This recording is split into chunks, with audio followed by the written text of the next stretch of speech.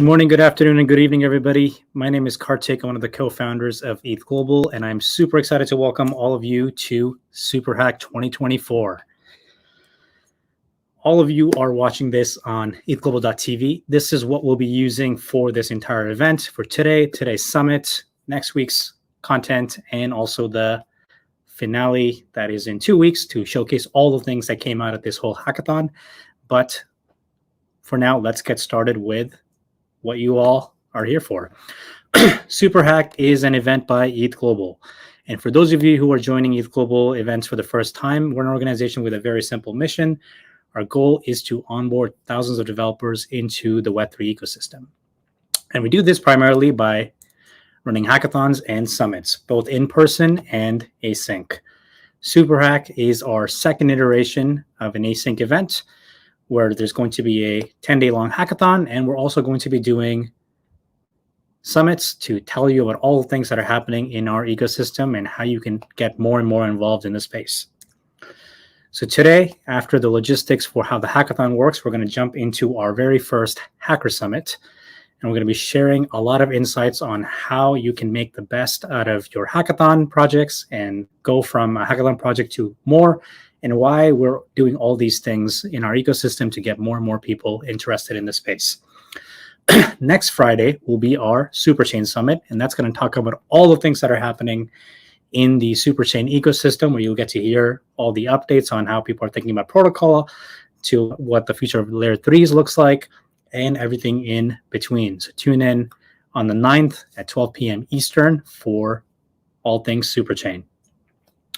But today, what I want to focus on now is giving you all the necessary information about the hackathon. There's already over 900 hackers participating in this event from all across the world. They're here from 79 different countries, spanning 24 unique time zones. We put everybody on a map to see where everybody is coming from.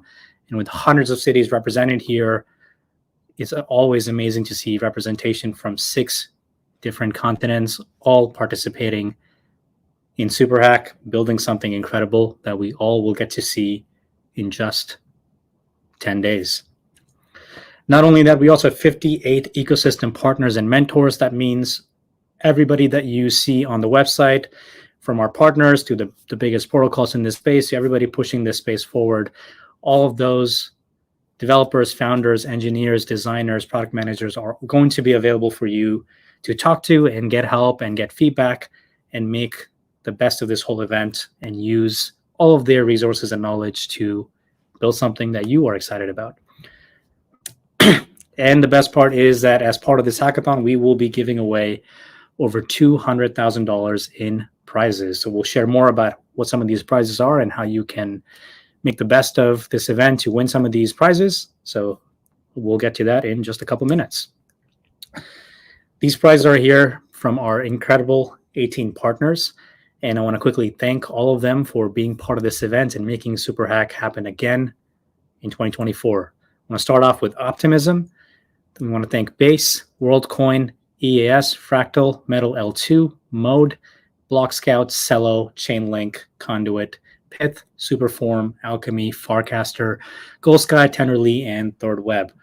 All of these protocols and companies and projects are building amazing things for the Superchain ecosystem, and you also can use a lot of the SDKs and APIs and the work they've done to simplify your projects and also win some incredible prizes. So we'll get into that very soon. But let's talk about how this hackathon is structured. I'm going to be covering how team formation works, how you can get help. We're going to talk about all the prizes you can win. We're also going to give you a good insight into making the best out of the summit, the workshops, and all the talks that are going to happen as part of this event. And the most important piece, how judging and submission works for your projects. So first things first, communication. Everything that we're going to be doing here is going to be part of Discord. That means all these permissionings are automatically set up, and if you are a confirmed hacker for Superhack 2024, you will automatically see a Superhack 2024 header on your Discord sidebar, and that means you have all the right permissions to be part of this event And these permissions are only given to everybody who is participating. So anybody you see in these channels under this Superhack header is a confirmed participant, whether it's another hacker, our partners, mentors, judges, speakers, everybody that is part of this will be accessible to all of you here. This also means that we will be using Discord for all of our communications, which is giving all of you notices about things that are happening over the next few days, especially talks and workshops, making sure we get to answer and clarify anything you want to know about this event directly in Discord, managing a lot of the judging communications and information. And if you need help from any of our mentors, this is the place where you get to ask all those questions, and somebody will be there available to you 24/7 to address and answer all of your questions. So you get to talk to everybody, including all of our partners, mentors, the ETHGlobal team, and of course, 900 other hackers. On top of all of that, everything that is happening for this event, whether it's a talk, submission deadlines, feedback sessions, all those things are also going to be sent to you as calendar invites, which you can quickly look at, normalize automatically for your time zones, and make sure that you don't miss anything that you are interested in or that is critical for this event, such as submission. Everything that we're going to be doing is also going to be reflected on the website, and that also is going to be the source of truth, which means that the schedule you see on the website is where things are happening and when things are happening. And if something changes, we will update the website first and then message you about that change on Discord. Because this is a massive event with close to 100 countries participating, we want this to be as asynchronous as possible. So don't worry, we've designed a lot of things to be as async as possible, and you won't miss out a lot of things because you are in different time zones. So don't worry about that. And we'll kind of share some more information on how you can take advantage of all the things happening this week. For quick access to the website, you can just head over to ethglobal.com/superhack. So now let's talk about how the hackathon works. Hacking officially begins now, which means starting now till next Sunday, 10 days from now, is the time you have to build your project. You can work on your project with up to 5 members, and that's the maximum size of your team. You cannot have more than one submission, so you have to pick one project that you are part of, and you cannot be part of multiple teams as well. You have the next 1.5 weeks to hack. Submissions are due on August 11th at noon Eastern time. This is 12 p.m. Eastern. So officially exactly 10 days or so from right now. The rules and the criteria for participating in this event are also very straightforward. Anything that you are submitting must be done from scratch, which means you cannot add features to a pre-existing project, whether it's your own or someone else's, and call that a valid submission. We want to make sure that everything is fair and everybody has the same start as every other participant. So you cannot extend pre-existing work, including transferring some previously done contracts from another chain to a chain that might be suitable for this Superchain ecosystem. You are, of course, allowed to use open source libraries and projects. That is totally allowed. We don't want you to do everything from scratch. A lot of the tooling, especially our SDKs from our partners, is available for you to take advantage of. And it does also not preclude you from using boilerplate code. So if you see a getting started kit, whether it's Scaffold ETH or any other project that just creates a empty repository for you with some pre-defined setup, you are more than welcome to use that as long as that project is also open source. But you cannot work on something you've done in the past and submit that again. Only RSVP'd hackers are going to be eligible to win prizes, which means that if you are working on a team and your team members are not confirmed hackers, which can be seen by all of you on your dashboard, at the time of submission, whoever is listed as a hacker on your team will be the size of that team we'll consider, and you have to make sure that all of your team members are properly listed under your team over the next few days.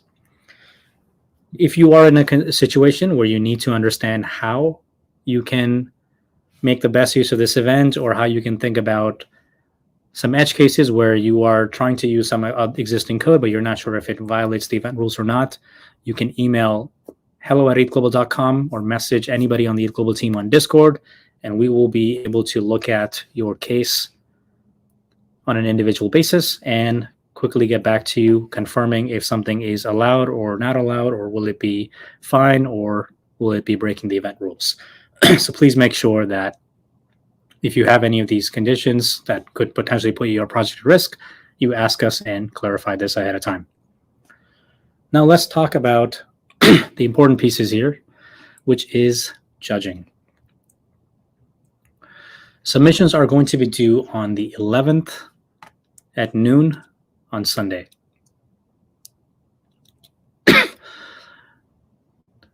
When you submit your project, you will be given a lot of choices. And well, you'll be given two choices. And we're going to talk about how you can think about what to do when you're submitting a project. But in either scenario, what matters is that your submission here has to be a 4-minute video that you create that talks about all the things that you have done. And that 4-minute video is what's going to be looked at by everybody to understand what you and your team did for this hackathon. You get to use these 4-minute videos, which are required, to talk about who you are, why you're excited about this project, what made you start this, did you get everything that you wanted to do? If you were to continue this after, what would that look like? The actual demo of what you built, of course. And you have to really fit all of that in 4 minutes.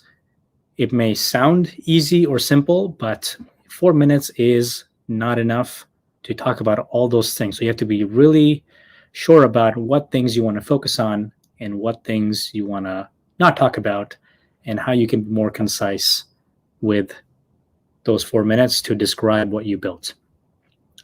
These are going to be required, and these will also be automatically checked and verified during the submission process, which means that if you speed up a video, you will get disqualified automatically.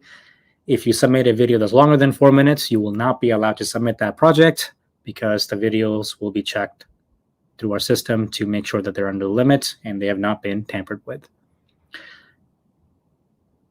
So what this actually means in practice is that you need to really be thinking about how you can make a great submission as early as possible, possibly over this weekend, so you can not be in a situation where you have to prepare all of this last minute. 4 minutes seems like a quick enough of a time window to be able to just do this thing in one shot. It is definitely not going to be the case.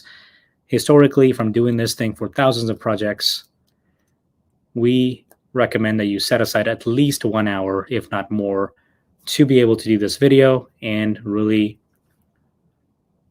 understand how you want to communicate the best version of everything that you built.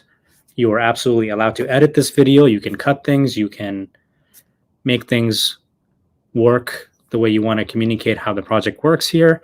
But please make sure that you are not showing things that are not actually coded, and you're not only talking about mockups. If the video doesn't match the code that you're going to be submitting as part of the submission, you will also get disqualified. And all this is happening on your Hacker dashboard, so you don't have to memorize or remember a lot of these things. All of these things will be instructions and guided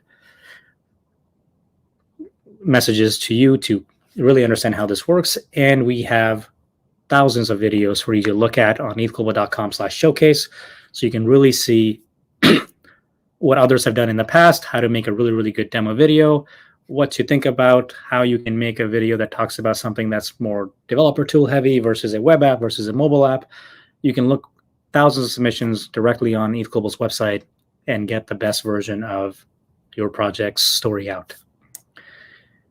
Now, as you submit this, you will be asked to pick one of these two tracks. When you submit a project for judging, you will be asked to be either part of the main judging track or the partner prize judging track. The partner prize judging track is async, but the main judging track is going to be async for the first round and synchronous for the second round. So let's get into understanding what that means and how you can think about this. The main judging track lets you be eligible to be a top 10 project for this entire hackathon.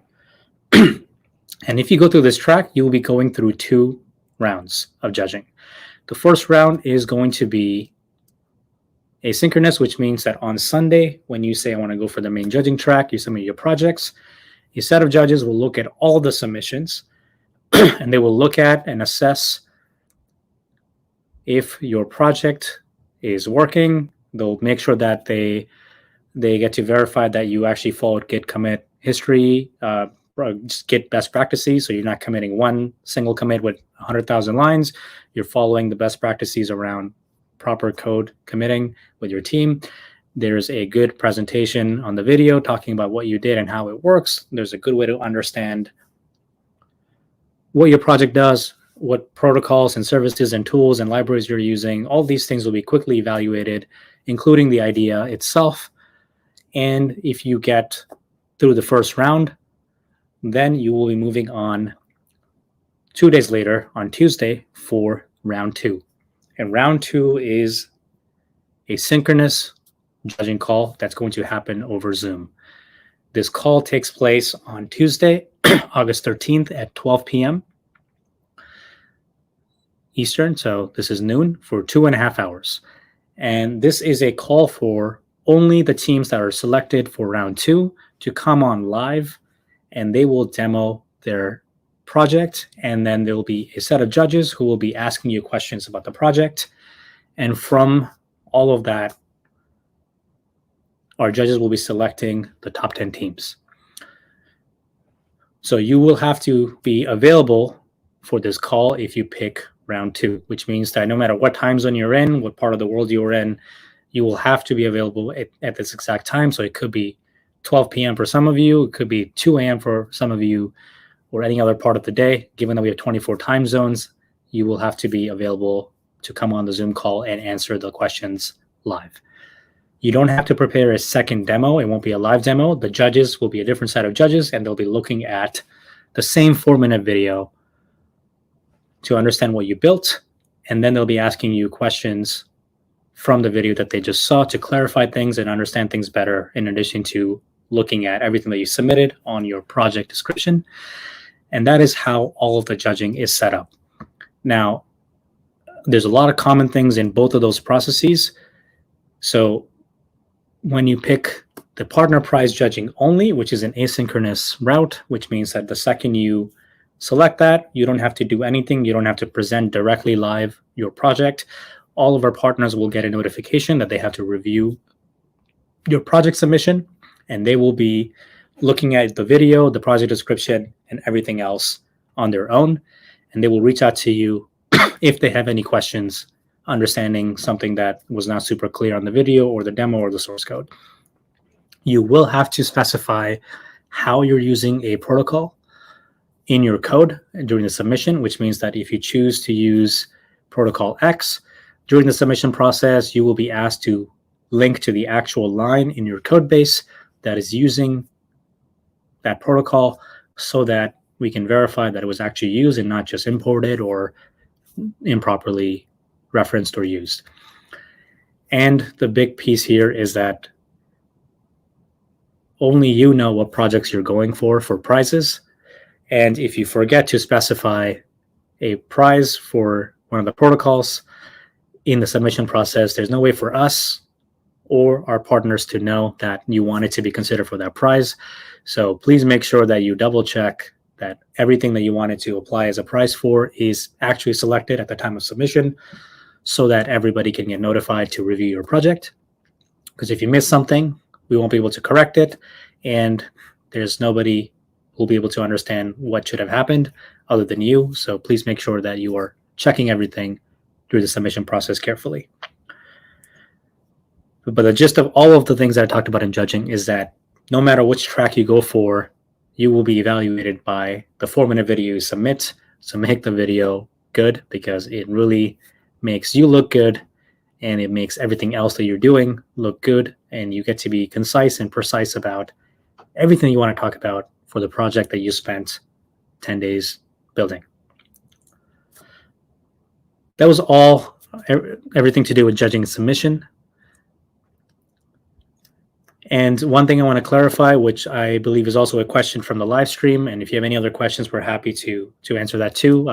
The choice between the two tracks is actually not a binary choice, which means that if you pick the main judging track, you automatically will still be considered for all the partner prizes.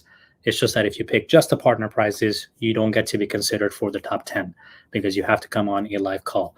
So no matter which track you choose, if you apply for a prize for one of our partners, you will automatically be receiving and be considered for those prizes. So it doesn't affect any of the prizes, no matter which side you pick.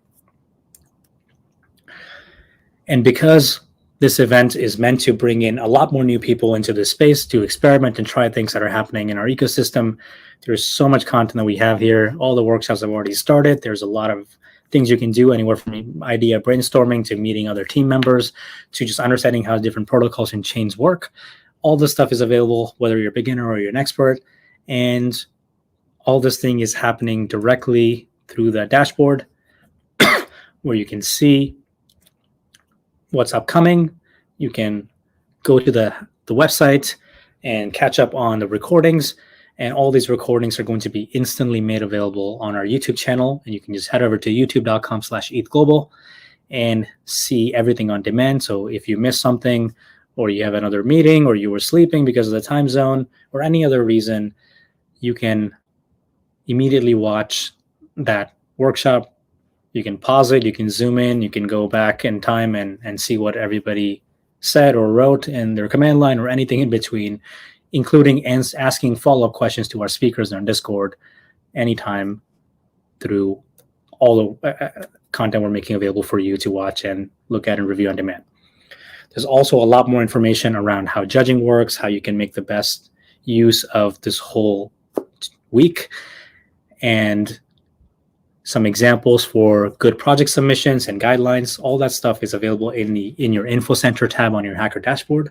So be sure to check that out and go through some of those pages to quickly understand all the things that you need to know. Some of you are still looking for a team, and we want to make sure that we get to help you as part of that. There'll be live team formation and idea brainstorming sessions. Some of them have already happened. There'll be more today and over the next few days. You can check the website for all those the scheduling information. And you can also introduce yourself in the Find a Team channel, where you can reach out to others who you like to work with, or you can say, I know this language or this framework or this protocol. If somebody's looking for help on X, I can contribute to your project and meet others this way. Also, there's 900 of you from so many different parts of the world, so we'd also would love to meet and understand who you are, where you're from, and what excites you in this space. And you get to do all of that also directly on Discord. And it's not a requirement that you have a team. So if you want to challenge yourself for this event and do something on your own and learn about something from all aspects, you are absolutely allowed to do this. And you can totally hack solo. You don't have to have a team. It's just a lot easier to build something interesting when you have a lot of help, because it simplifies all of your life, and you get to have contributions from people who have equally interesting ideas and perspectives that get to build something really cool together. So even if you don't have a team or want a team, it is totally okay. You can submit as an individual. Now let's quickly talk about project check-ins. Because this is a large async event, we're going to do 2 quick check-ins next week. And these are simple form stand-up-esque check-ins you fill out. We just need one person from our team to submit this. And it helps us understand what is working and what is not working, which means that if you wanted to do something for this hackathon and you realize that I asked a question and nobody got back to me, or I want to do this thing, but I'm not sure if this is allowed or this is possible, or I asked a question here, but nobody got back to me, and without getting this question answered, I don't know if I can submit the project. All these things helps us understand how we can really kind of help you and unblock anything that you do. So we just want to do 2 of these. It just lets us know if everything is on track. Do you still have an idea? Are you working on it? And are you actually blocked on anything? And we get to help unblock you. And all this happens on your dashboard. It shouldn't take you more than 2 or 4 minutes to fill this out. And we'll start doing these check-ins early next week. And then also one at the end of the week, just before project submission. So as long as one person from your team checks on the dashboard and fills this out, we'll also be reminding you a lot. Everything should be good. And you will be able to get any help in addition to whatever you ask for on Discord directly. On top of these check-ins, we're also going to be hosting 2 feedback sessions. This means that on Tuesday the 6th from 2 to 4 p.m. Eastern, and then on Thursday the 8th from 9 to 11 a.m. Eastern, you get to join a live Zoom call, and you can showcase what you've been building so far. You can get some questions answered directly. You can get more feedback directly from a lot of our mentors, and really use that time window to take advantage of getting live help without making that asynchronous and just getting a back and forth conversation. And we want to make sure that that's a lot more accessible to you. So they'll be happening at different times to accommodate different time zones. And they'll be joined by a lot of our mentors and some of our judges to make sure that they get to see what you've been building and give you any feedback. I want to also quickly talk about the code of conduct. Everything that we're doing follows the same rules as our in-person events, or whether it's an async event. And you can read all of those rules by heading over to ethglobal.com/rules. But the gist of it is, please be respectful. Any form of harassment or abuse will not be tolerated, whether it's in our Discord community, email, or anywhere else. And the most important piece here is that anything that you create is going to be solely owned by you and nobody else. That includes any of our partners and ETHGlobal. So anything that you submit as a project, all of the team members of that submission are going to be equal owners of that project, and you are free to do whatever you like with the project after the hackathon ends. And I only covered some key things here, but if there's any other question that has not been answered, or you have more questions about any other aspect of this whole event, you can ping me, you can ping anybody on Discord, you can ping us by sending an email, and anybody you see online, you're more than welcome to ask on the ETHGlobal team, and we'll be happy to clarify all those things for you.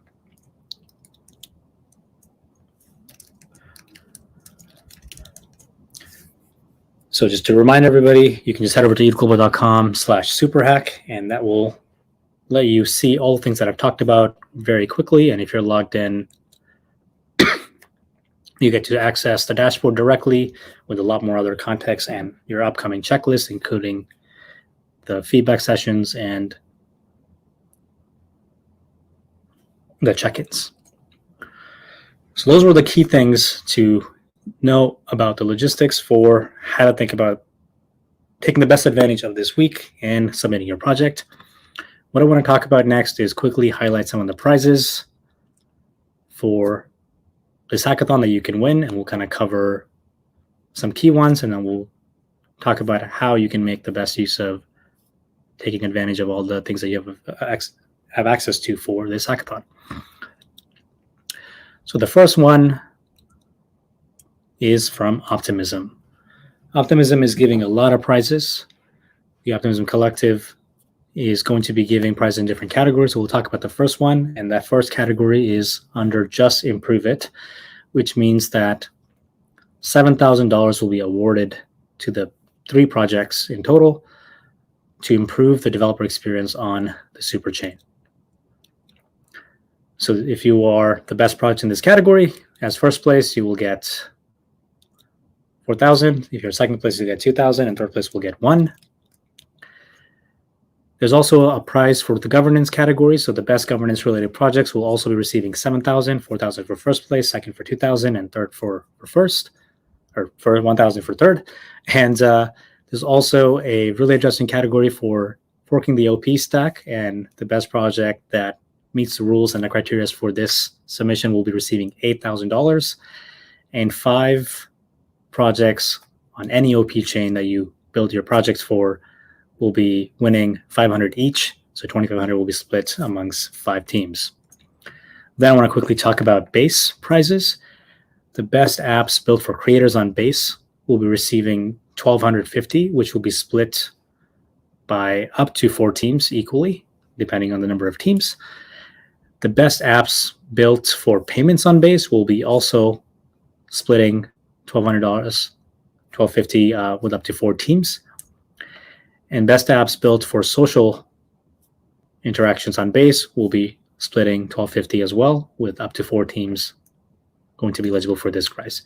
Then you have the same criteria for trading related submissions on base, and you also get to split $1,250. Next up is WorldCoin, where the best use of World ID for your project will win 4,000 for first place, 3,000 for second place, and 2,000 for third place, and one honorable mention will win $1,000 for World ID. And the best solution for World ID that actually does gas subsidy for the chain-wide interaction on the chain will win 4,000. And you have to make this work with RETH. So this is a very interesting project and category that you want to experiment with. So I really encourage all of you to check this one out. And there's also going to be a way for you to win $4,000 for integrating transaction priority with World ID and RETH. And there's a pool prize for $2,000, which means that any project that successfully uses WorldCoin and World ID in their submission will be splitting $2,000 equally. And then we have BlockScout, Celo, Chainlink, Conduit, EAS, Fractal, Metal L2, Mode, Pith, and Superform, all giving $10,000 in prizes each. And then Alchemy, Farcaster, Tenderly, Third Web, and Goldsky are going to be giving $5,000 in prizes each.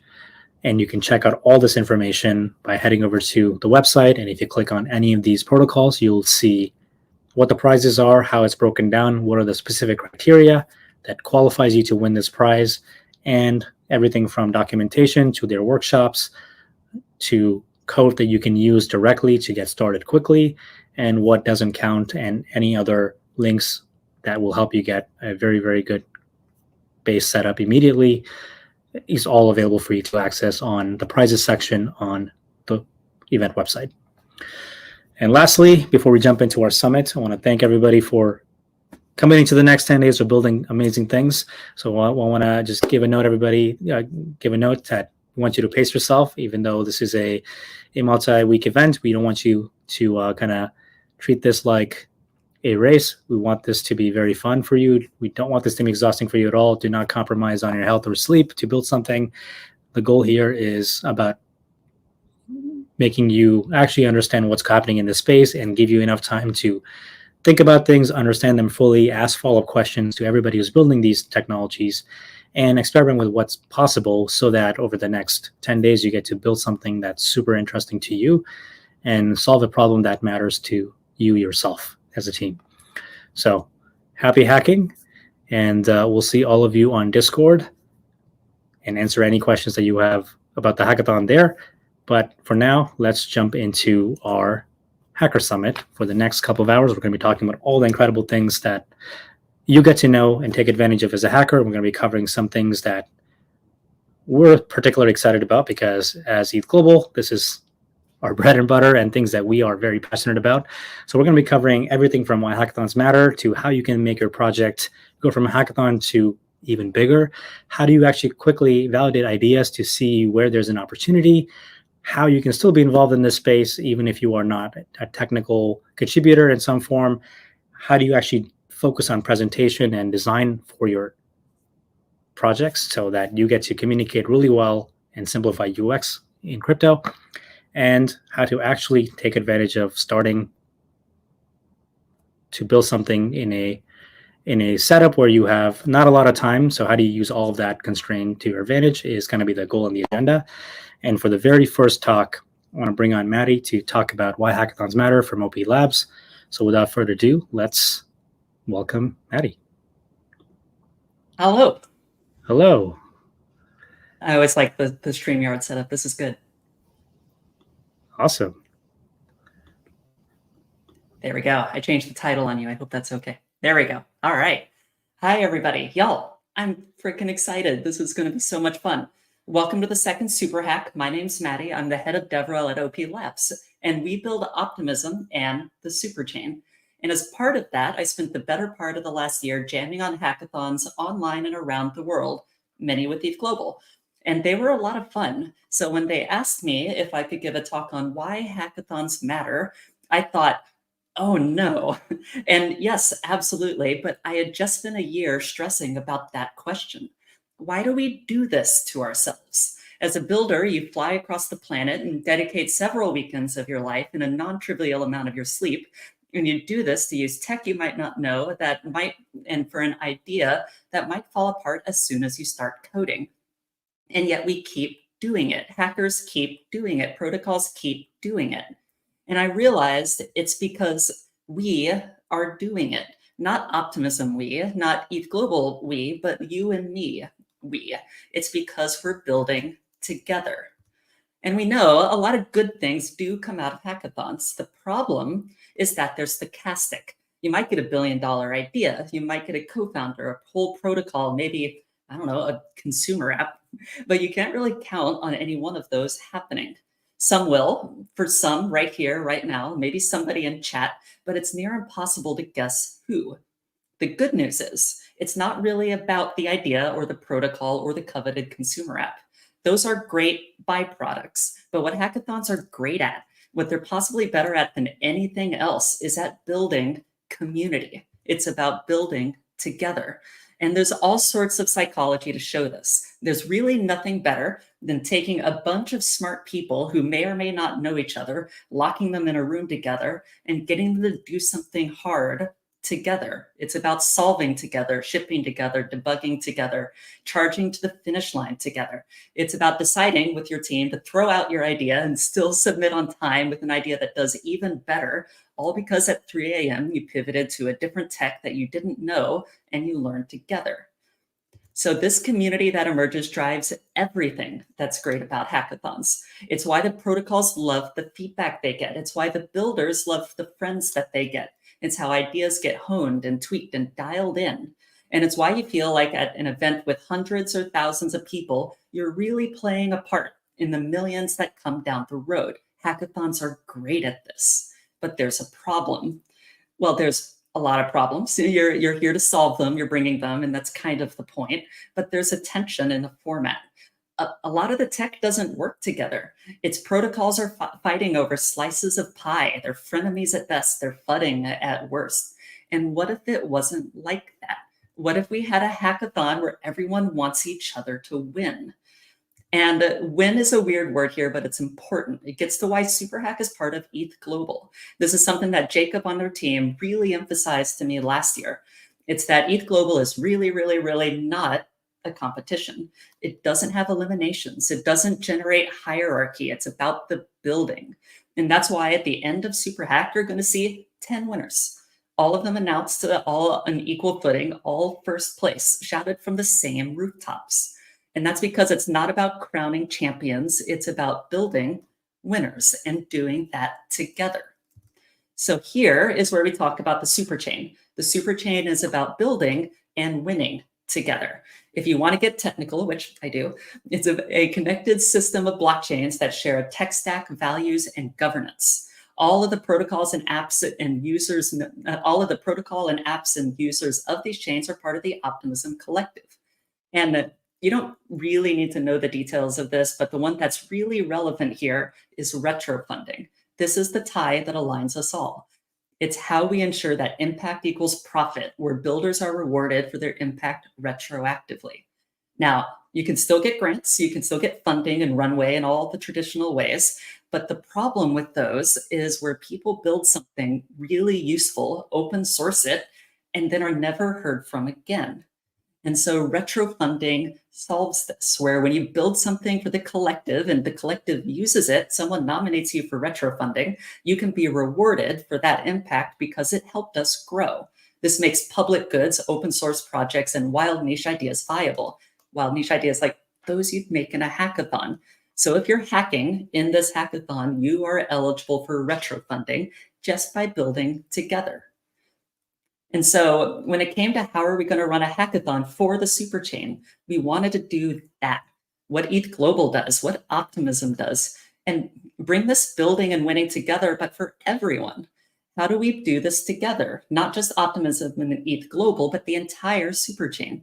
One where everyone is rooting for one another and actively helping them win.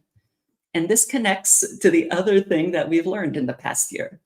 I work for Optimism, for OP Labs specifically, making the stack beneath a lot of this. But in addition to that, in addition to the chain and to the stack, I get to root for base. I get to help Mode win. I get to cheer for Zora. And that's fucking fun. Superhack embraces that. This is the hackathon where we all build together. Hackers, sponsors, protocols, everyone. We share tech, we share values, we share Ethereum, and it all works together. Every tool, protocol, and every chain fits together. The partners, the sponsors, and the hackers team together. And what we found last year when we did it for the first time is everything starts multiplying. The prizes are bigger, the projects are better, the teams are better, and the impact is wider.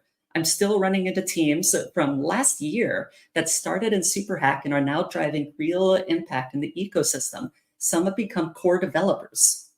And in that spirit, I have a few things for you to keep in mind to win this hackathon. And so the first is find a team. If you don't have a team, that's totally fine, but still get feedback, ask questions, join the chat, give feedback. The second is to remember that winning is shipping. I can already tell you that you're going to need to cut scope and then probably cut it some more. Cutting scope is godliness. It lets you really focus on making one thing really great. And if you're doing that, ship something that you want. Shipping an idea is really, really hard. Why would you do that? Why would you make it really hard? And why would you make something really hard harder by trying to guess what the market wants? Build something you want to use, even if that's wildly niche, and do that together. And this is the hackathon where we want you to ship on all the other chains in the event. Ship on all of them. And more importantly, design cross-chain. The better it works across chains, the more you're pushing the community forward. And help try to make it so that chains might not matter. And so that what chain you're on doesn't matter. And the reason I'm saying this is because what Optimism's working on next, what the Superchain is working on next, is taking all of these chains and making them interoperable, making them work together. One TVL, one community, grown from everyone here today. This doesn't work if we're all still building in silos and gardens. That's why we started Superhack. It's why we're building the Superchain. It's so we can lock ourselves in a room with brilliant people, do amazing hard things together. And so really, that's why we do this to ourselves. This is how we grow. Ourselves, the whole pie, for everyone. It's so that we can build together and so that we can win together. And that's it for me here. So you can follow me at Scav on Twitter. You can ping me on Discord, and good luck, have fun, and let's win.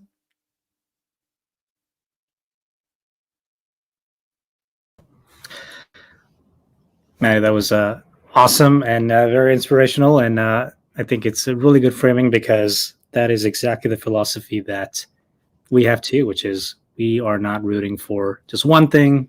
We're rooting for everybody else to equally succeed because the space is still very small and developing. And what matters here is all of us actually are on the same side, trying to improve everything and doing so by learning from the mistakes of others, learning all together from really knowing like what cool things are being tried on and discovering new things as part of the whole process. Y'all really inspired this. Thank you. No, thank you for supporting us the second year. So this is on track to be even bigger than the last one. Hell so yeah. I'm particularly excited for the impact Superhack 2024 makes. Can't wait for 2025. Great. You heard it here first, already confirmed. The question I kind of have for you is, you kind of talked about a lot of tips on how do you actually think about building a good project, but specifically as we relate to the Superchain, are there any things in particular that you think would be very helpful for the hackers to know on how they should think about, hey, which Superchain to use or how to think about one or the other? What's a good framing for hackers here? Yeah. And so that gets to interop. where the whole industry is going, kind of whether it wants to or not, is towards all of these chains working together, having some form of interop. And so the more you're designing for that, the more you're ahead of the curve. And that's pretty hard because we're kind of locked into switch network and find the RPC that you need to do there. And so putting in work to abstracting a UX that makes it feel like one chain, makes it just work, is where the puck is going. So the actual application of that can really vary. So it could be if you're developing an app, like having that exist on multiple chains, but that you don't have to do a ton of switching for it. Could also be if you're doing the OP stack category, using the OP stack underlying architecture to make it to make some kind of infra that is compatible with all of these. And so, yeah, it involves envisioning a way that that hasn't been done before, and that'll set up really well into the next year. Amazing. And I guess while I have you here, maybe it'll be helpful to get some ideas and inspiration for what do you look forward to for the governance side of things. There's a prize you're giving out for governance, but what is important related to governance for the Superchain ecosystem? You know, a lot related to identity and like the on-chain like buildup of reputation. There's a lot so I encourage folks to look at the Farcaster category and the governance category and how they could stitch that, because these potentially fit really well together of how are people building up these reputations, log into a portal that then solves some kind of problem that governance is trying to do. And this doesn't have to be specific to a chain. This would be just the whole collective. Right. So this is optimism governance. Ideally not specific to a chain, because optimism governance is already multi-chain. And so you could do something where it's like, we think of OP mainnet, our chain, or the chain that OP Labs and the collective maintains directly. We think of that more as a governance capital. And so, but it is not strictly what is being governed. And so if you're designing, so you can use it, it can be a really good backbone to whatever you're making. But if you're designing for only OP mainnet, you're missing the opportunity. So if you're, that's how we encourage folks to think about it, is that they are abstracting that multi-chain so that it helps these different chains collectively govern together. Does that answer your question? Yes. The only thing, now this is like a personal clarification, are there opportunities to make something more seamless with identities across the other super chains? Because there still seems a lot going on there, and you have to still know what to do where. So how do you kind of think about simplifying that? And I'm going to politely correct you for folks in the audience. There's one super chain.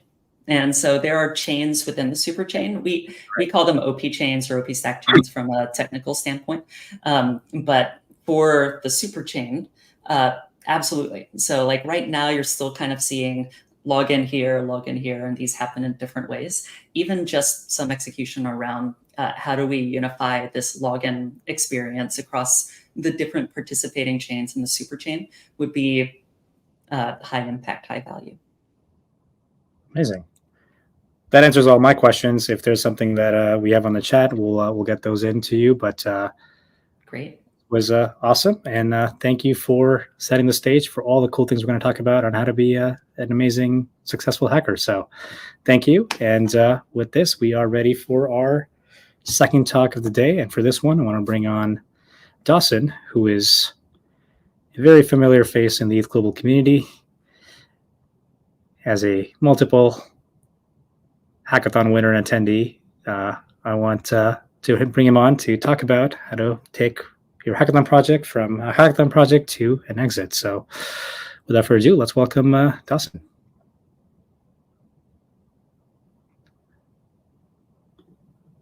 I will ask you to unmute and we can get started.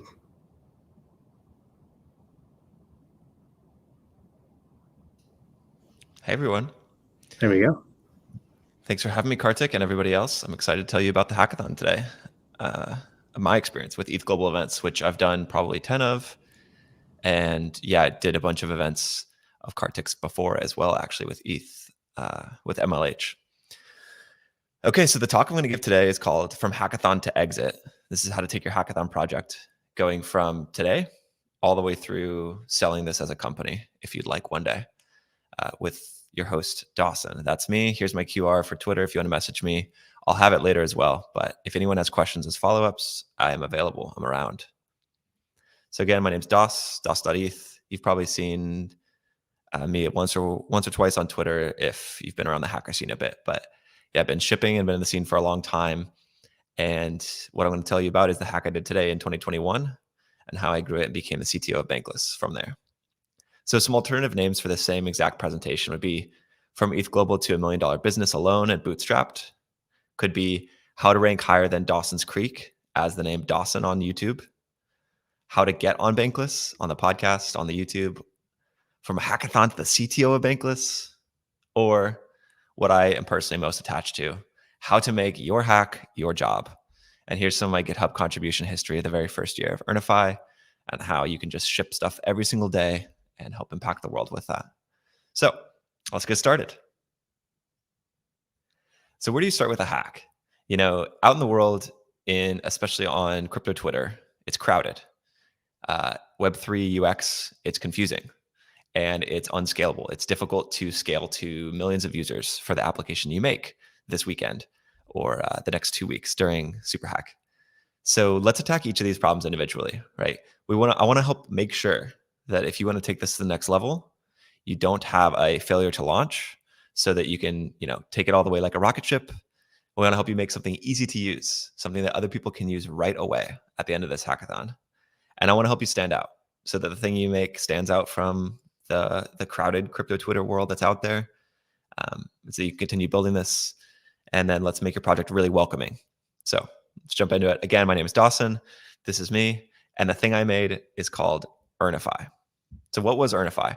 And what is Earnify? Earnify is now called Bankless Claimables, and it helps you find claimable assets. So it helps you find airdrops and other claimable assets for your wallet. And how did it all start? Well, it all started, if you'll just rewind in your mind, to 2021. During 2021, all the hackathons were remote. We were all submitting online, much like Superhack. So it's not too far off. And we got online demos the same way through Zoom, everything else. But for me, it started actually right before demos, where I put out this tweet. This was the announcement of my product, which was initially called Claimable. And it's pretty cool that it went full circle. Bankless is now calling this Bankless Claimables. So this was the V1, or the V0, if you will. This was actually right before judging. I put out a viral tweet. You can see there's a bunch of likes on the bottom. And I want to set the stage letting you know that I didn't come in with a following. I didn't come in as a famous hacker in the scene or anything even close to that. When I made this tweet, I had 300 followers on Twitter.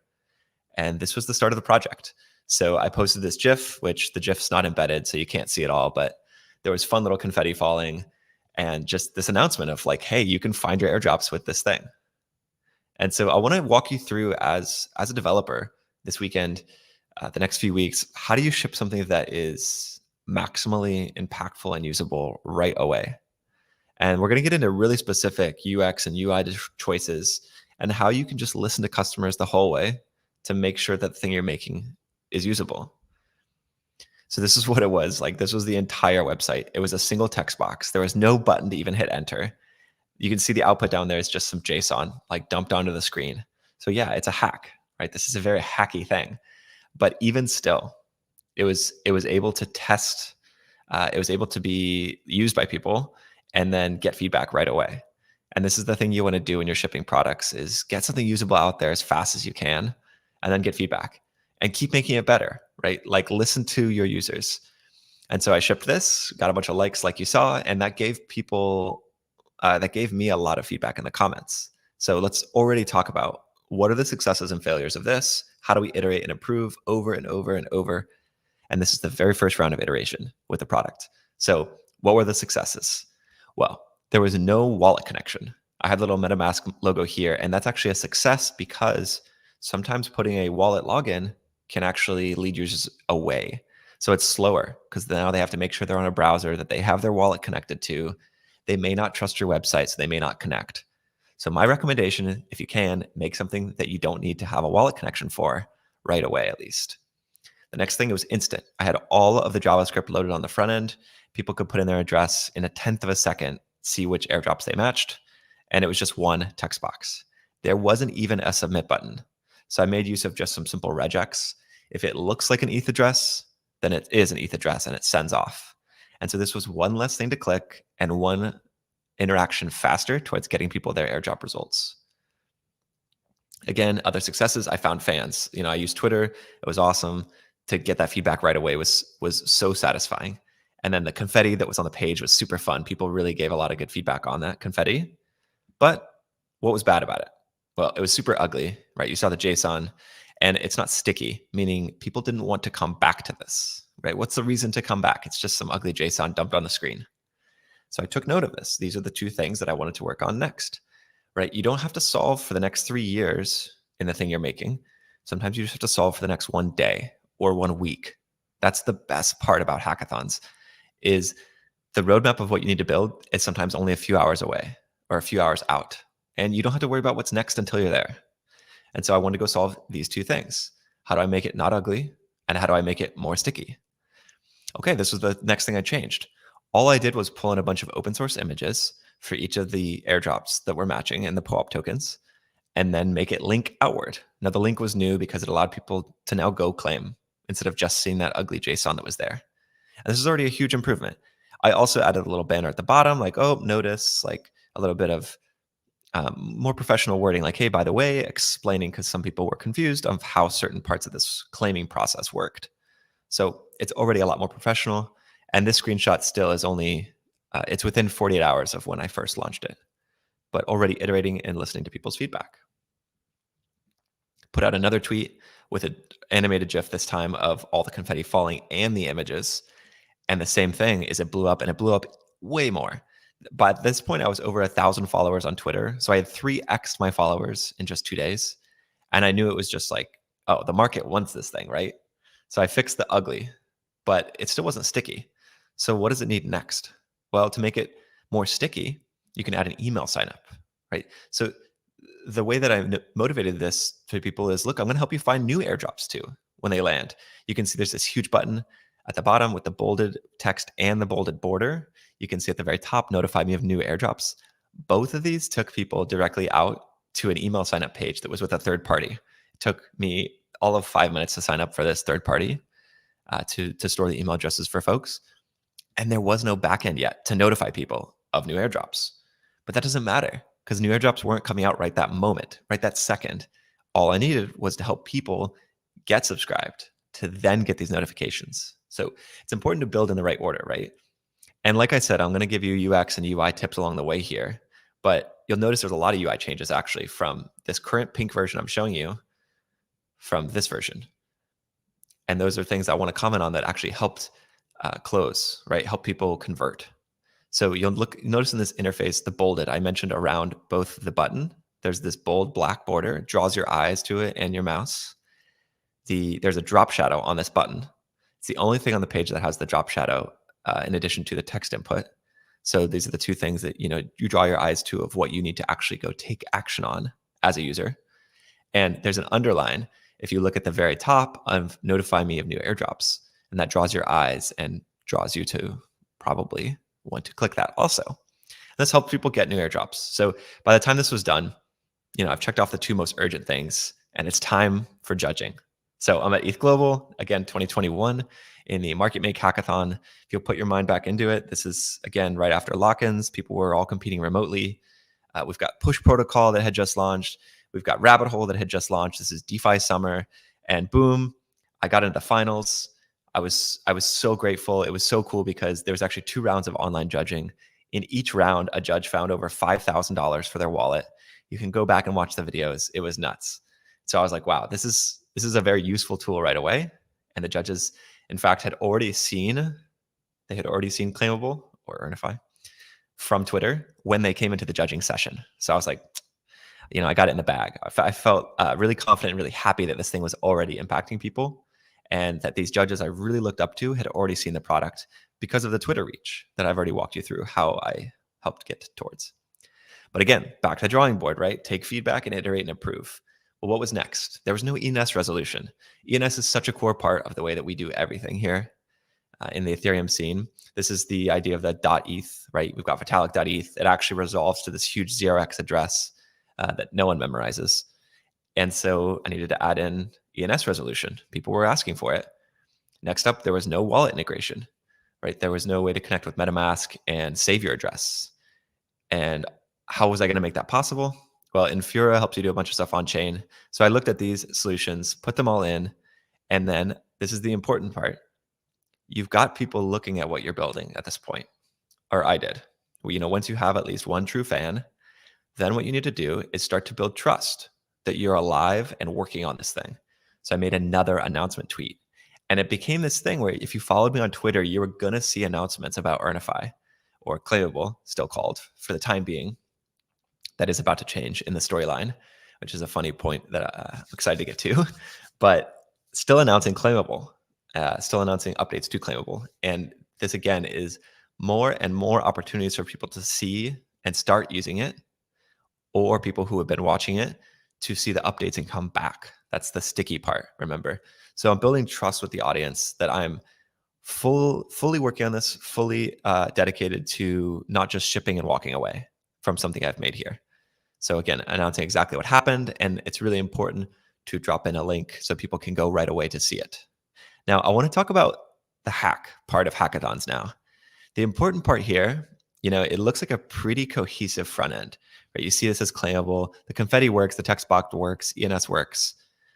But what are the hacks on the inside that allowed me to ship this quick?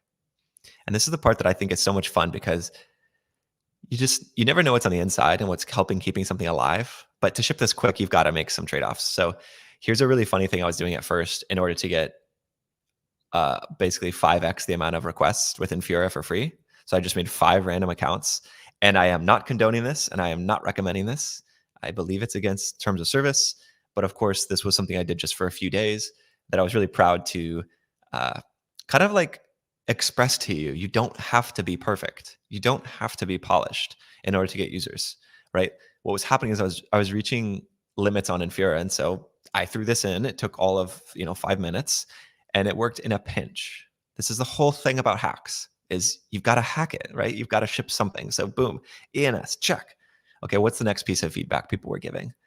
Well, I learned that I was actually doing copyright infringement. There was a company already called Claimable. And then there was also, I was not making any income yet. If this is going to be a job, I've got to start making income. So this company in London actually reached out called Claimable. And they were like, what is happening? We're getting a bunch of support requests from people in France asking about Ethereum. And this Claimable, this actual company Claimable does insurance claims for like health insurance. So they were super confused. The guy was really nice though, really polite. There was no scary like cease and desist or anything. He was like, hey, you should consider like not being the same company name as us. So pivoted right away. Told him thank you as well for being so patient about it, but pivoted to Earnify.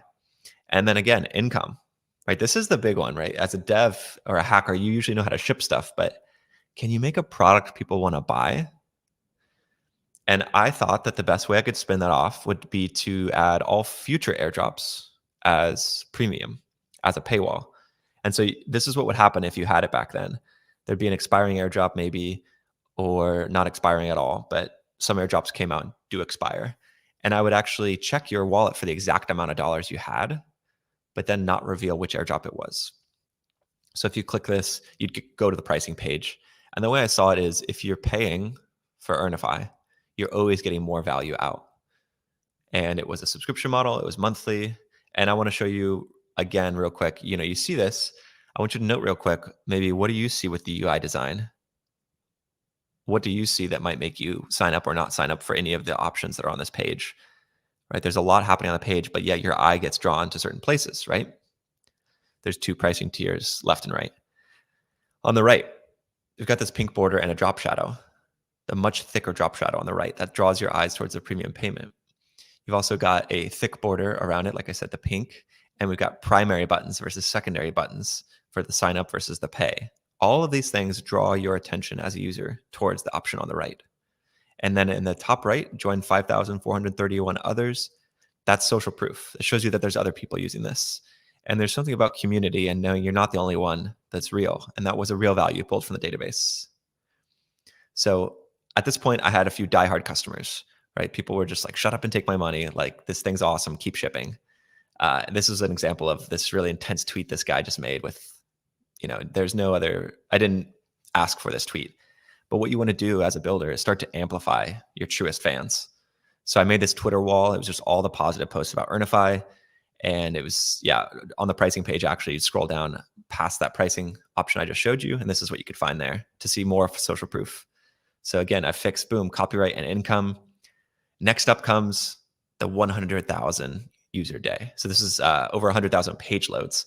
And when that kind of thing happens, now is when you really need to stress about performance. I'm going to get super nerdy for a sec, but I will skip past this pretty fast as well if you're not a dev. But there's a few things you can do and should do once you hit scale. And again, don't scale too early. But one thing you can do is you can analyze your bundle. So I was using Next.js, and Next.js is super good for optimization and speed. But popping open your bundles can be really helpful. You'll notice here bn.js is a bunch in that top left quadrant, that top left JavaScript bundle. You want to deduplicate that kind of thing. I built this whole library at the time, which was an alternative to Ethers that was way smaller for things like converting Ether to Whey and Whey to Ether. I slapped up that open source library onto GitHub.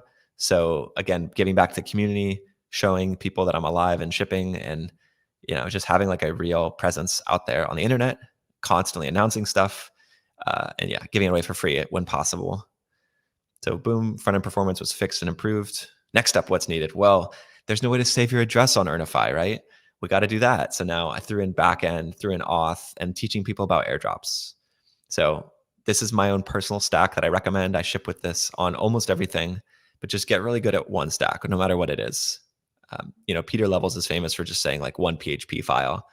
I guess I could be quoted as TypeScript or bust. Like everything is TypeScript for me, but throw in TypeScripts, throw in testing, really loose testing, just basic testing like this of expect this to be true, expect this to be false, can go a really long way. And then next, the best thing you can do is to create a flywheel of education with your product, right? If people land on your product and it's sufficiently technical, which all Web3 stuff is, you've got to educate as well. If you can create a place where people can learn about this ecosystem and your product while on your product, that's even better. So I created this education page. It taught people what are airdrops. Here's past and present airdrops. Had some really innovative data at the time that no one else had about when the airdrop came out, how you could have qualified for it in the past, and just things like this that people could study to learn. And it was like creating more customers for myself also. It was like someone who is a current user can send this to a friend who's not a user yet. And suddenly I'm helping them get airdrops and I'm helping them become a paying customer of my product. All in all, it was a super good flywheel. It was like lightning in a bottle. It was like, total highlight of my, I'd say, early tech career was this entire journey I've just walked you through today. So boom, took out 2 of these fixes, and right on time, I'd love to summarize what we've gone over today. And you can rewatch this if you need it. I was definitely at lightning speed. So things that I avoided, this is kind of important too, right? We've talked about what you should do, but what did I avoid? Really unusual, right? I avoided Discord. I wasn't in any Discords except for a couple airdrop ones to listen for airdrops. I avoided overly needy customers, which was I made a high priced product. And if you were a free customer, you got second priority to paying customers for customer support. I tried to avoid tech debt through, like I said, testing and TypeScript. And the things I did do after these avoid, right? We went over, let's summarize.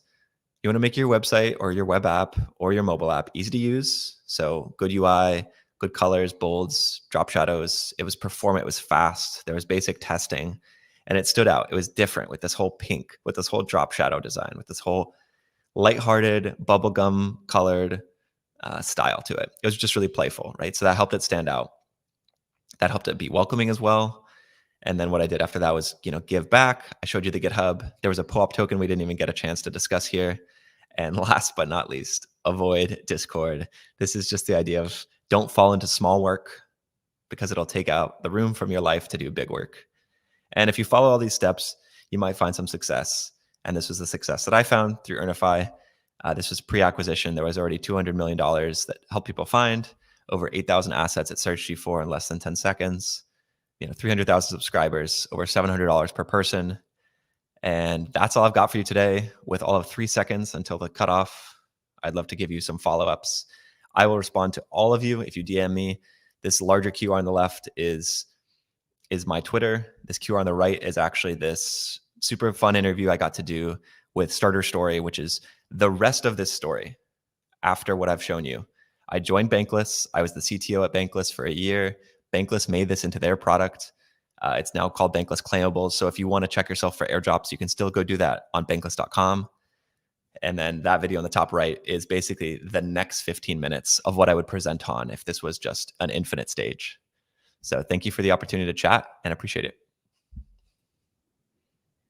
Awesome.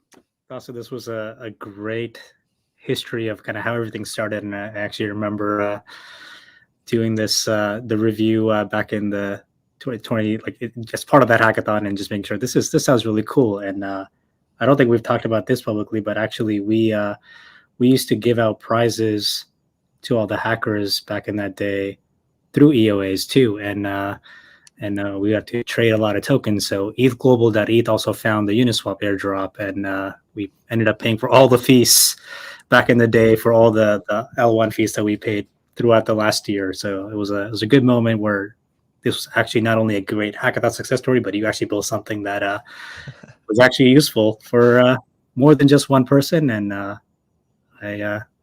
think it's one of the coolest stories and hacks that I've seen so far. So this is awesome. Thanks a lot, Kartik. Thank you. Bankless actually said the same thing. They found a bunch of their Uniswap airdrops through RNFI before we ever were talking. That's awesome. Well, thank you so much for making this presentation for everybody to follow. I think it won't be too big of an ask to make this happen again next time, where we can also talk about the next 15 minutes and cover the whole story from hackathon idea to a fully fledged product. So congratulations again, and thank you for sharing this. Thanks so much. All right. The theme here today is, how do you make the best of a hackathon and be part of this community? And the thing that I'm excited about is our next discussion. It's going to be a fireside chat with me and Linda. And what we're going to be covering is, how do we actually think about validating and building product? When you're at a hackathon setting, there's a lot of things that are working against you: time, resources, competition. And of course, these things exist in any other setting as well. But when you're thinking about, how do I think about testing an idea, or is this something worth working on, those constraints can sometimes put you in a tougher spot where you may not have the right information to make the best decision. And we want to understand, how do you actually think about those situations, and what is it that you can do, or what are some kind of frameworks that you can help really get to better answers on? So for this, I want to bring on Linda, who is the founder of Bountycaster. So Linda, welcome to the show. Hey, yeah, thanks for having me. I am excited for this. So for background for others, Linda is the founder of Bountycaster, which is a amazing tool on the Farcaster ecosystem. And I'll let you talk about what Bountycaster is in your own words. But before this, she was also an investor and has been on now both sides of funding and building products. And this is what makes this super unique, because we're going to talk about, how do you think about evaluating and deciding what to build? So my first question to you will be, well, tell us about what Bountycaster is, and we'll go from there. Yeah. Well, thanks for the intro. Bountycaster is a bounties platform built on Farcaster. So we make it really easy for people to earn crypto for doing great work. So it could be anything from dev work to design work, or giving user feedback on things, or pass like 5 bounties today where like, explain this protocol to us, because we have no idea what this is. So it can be for all kinds of things, and we make it easy through Farcaster to connect with others for doing the work. Really excited with the reception so far. I mean, we've been around for 8 months so far, but Farcaster has been a really great place to first bootstrap what we're starting, and also validate the idea really quickly. So something I'm happy to get into later in this too. I think let's start actually with your journey on starting Bountycaster. So you were thinking about building a product, and the first question I want to ask you is, was Bounty Caster the immediate thing that you thought of, and what you are building now is the actual thing that that you thought of 8 months ago, and kind of what was that process like, and how did you actually come to the conclusion this is what you would like to build? Yeah, definitely. So it's me and my co-founder Daniel, and we basically spent 2 weeks and we just wrote this like super long list of all kinds of things that we were really interested in working on. A bunch of things were on the list from when I was a VC, and I was like, oh, I would love to see someone build this. And I would like write a little spec for each one of those, and it turned out like maybe halfway through the spec, like this is not even feasible, or this is not something that anyone would really use. And so quickly knocked out a lot of those items. But something Daniel and I were really excited about specifically were bounties, because we wanted to further the use case of crypto being used for payments. So this is a really important case where it's like you can send money globally without having an intermediary. So we felt like bounties and helping people get build reputation for doing work was something we really cared a lot about. So that kept staying on our list, and we kept having other areas where we're like thinking through infra and kind of more SaaS-like products. And what we would do is if we felt like it was on our short list, we then had like 3 to 5 people we reached out to who could be potential customers or users of this product. And we just hopped on a call or Telegram them. A bunch of people I just cold DM too that I didn't even know, and said like, hey, like, you know, here's a little short blurb of what we're building. You know, is this something that you feel like would be helpful or that you would be willing to pay for?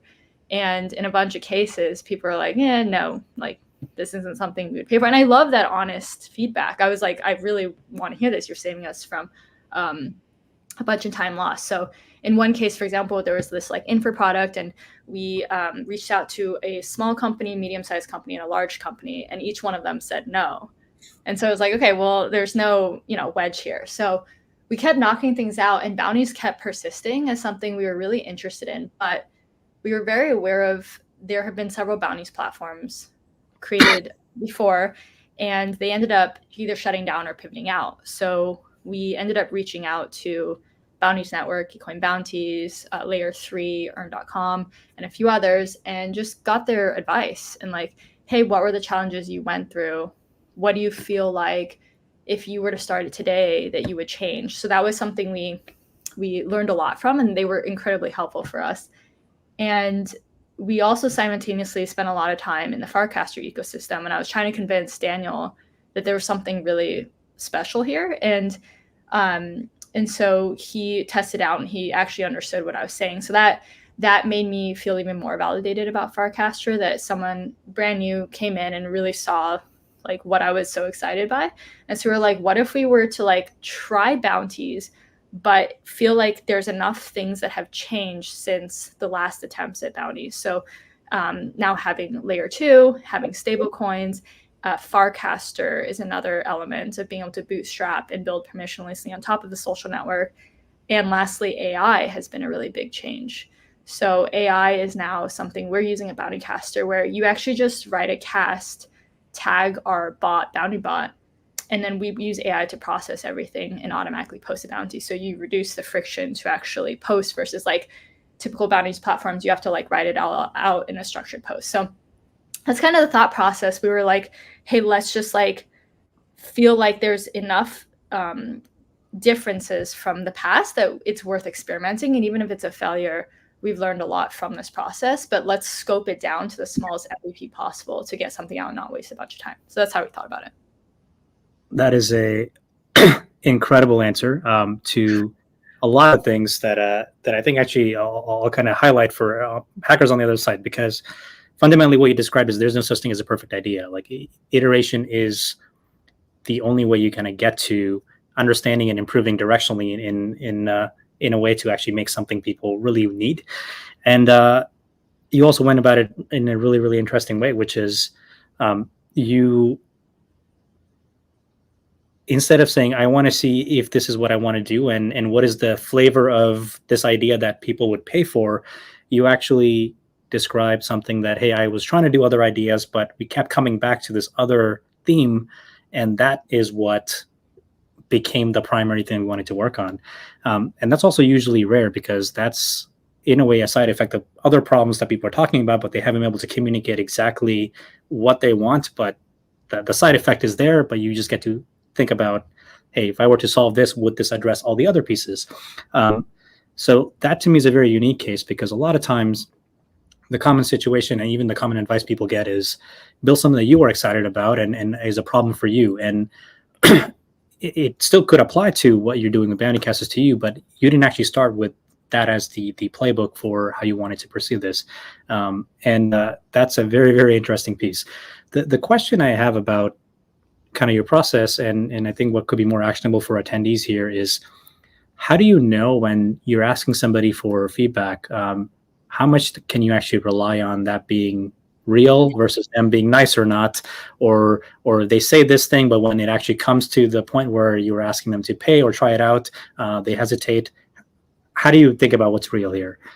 Yeah, the really tough stated versus revealed preferences. That kills me. But basically, I first tell them up front, like, we're exploring this idea, and honest feedback is the most helpful for us. So I just set that up front, and like, you are not hurting our feelings by saying no, then that saves us time. So that has like led to like more honest answers.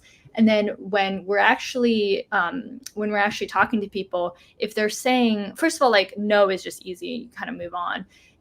If they're saying yes, we kind of dig into it further. Like, okay, how much are you willing to pay for this? Like, how often would you use this? So it's like really trying to like kind of get them to talk about it more. And you kind of can see like sometimes they drop off further if you say how much you're willing to pay for it. And like, if they're not giving you like concrete answers, like it's not as valuable. But in some cases, like, we've realized that we just need to also rely on product sense too.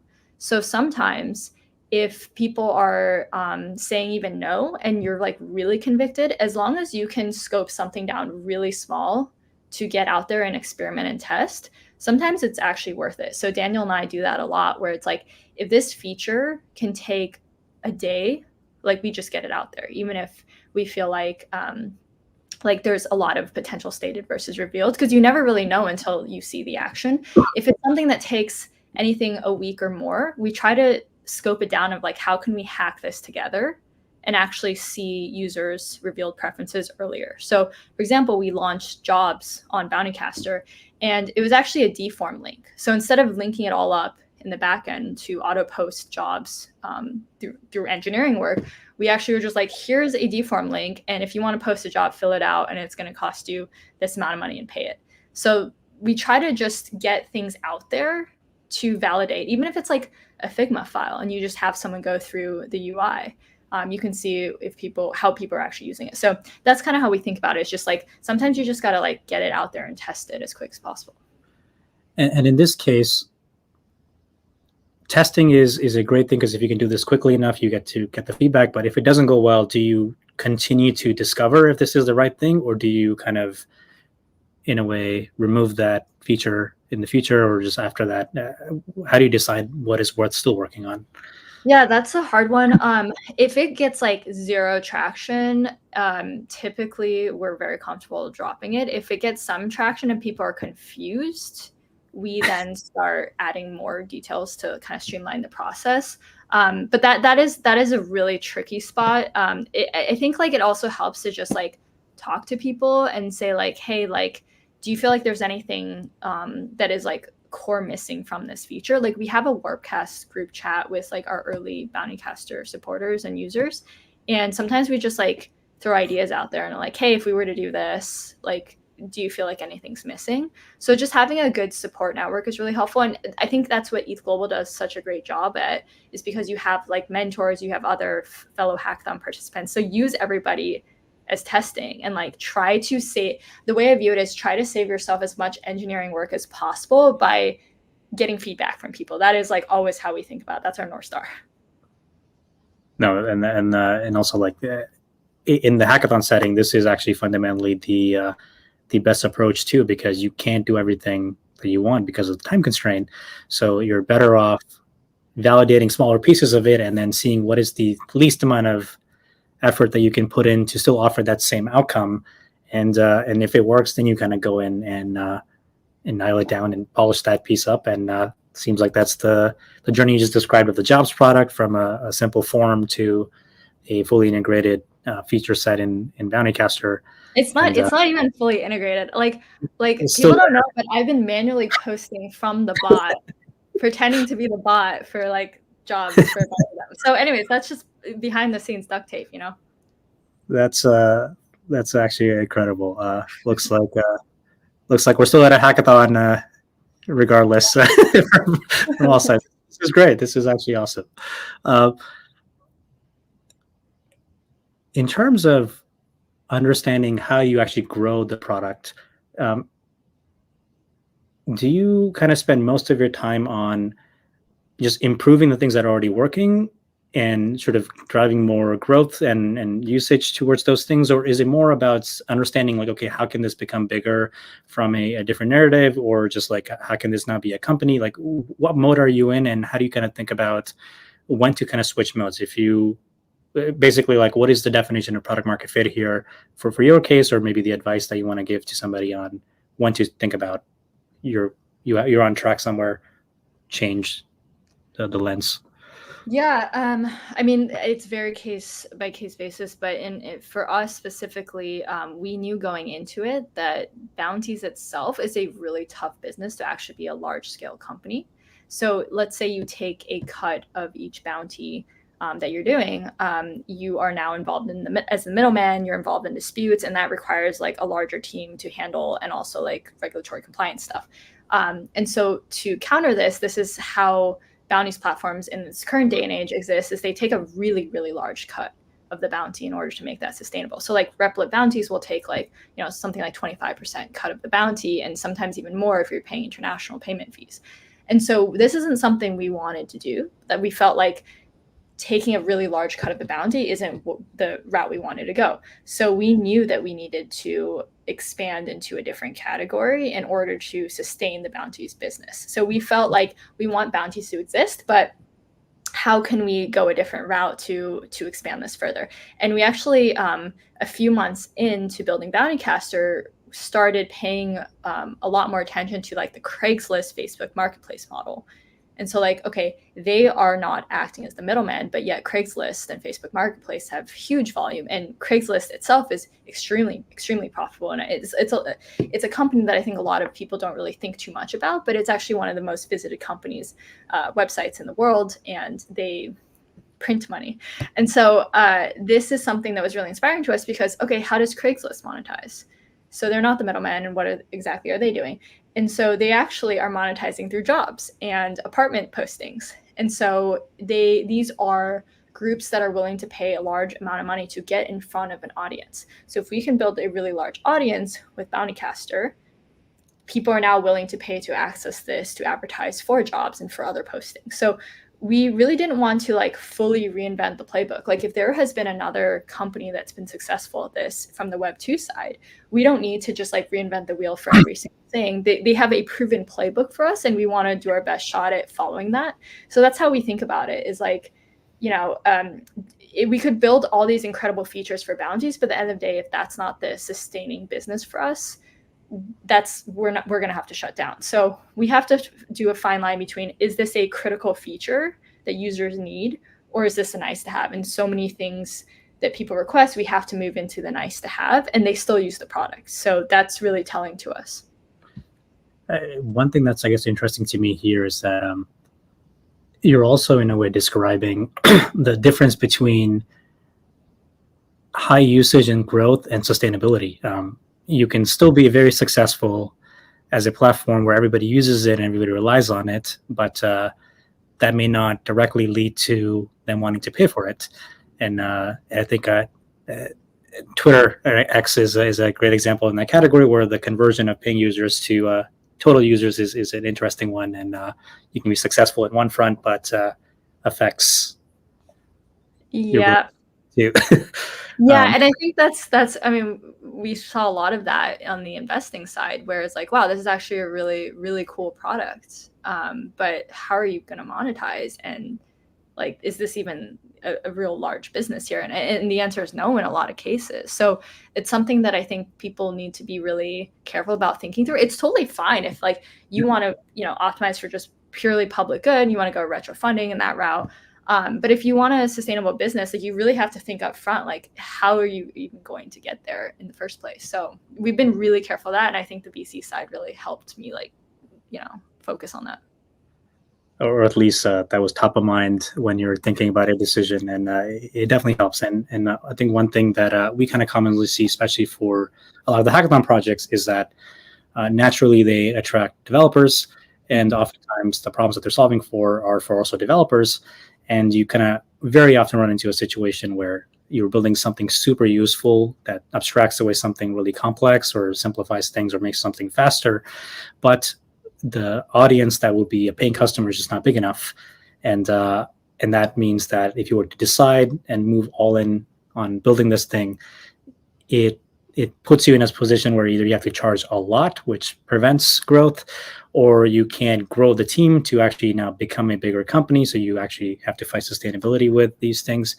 But it's still separate from building something super, super useful, or you run into the game of you have to kind of raise capital so that you can exist long enough to figure out monetization. And those are kind of very common scenarios, especially with developer tools. Yeah. The only thing I would add to that, I just remembered. So when we were going over like pricing and monetization, I saw this like A16Z video where they were talking about like, if you were to literally take your numbers and like, I don't know, like 100x, 1000x them, like, is that even a sustainable business? Right. Because that's a huge multiple, right? And the answer is no, like you have some, serious reconsidering to do. So. Yeah, and kind of going on the example of taking a cut from the fee or the bounty, like even if we were to take a credit card style 2% off of the transaction that you're facilitating, just to make $1 million, you would have to kind of do $50 million of volume. And if people are posting a $10,000 bounty or a $100 bounty, that is a very large number to get to, and that also kind of becomes one of those scenarios where the business model also has to scale up accordingly. And not to focus too much on Bountycaster, I think we're going to talk about just generally the ideas.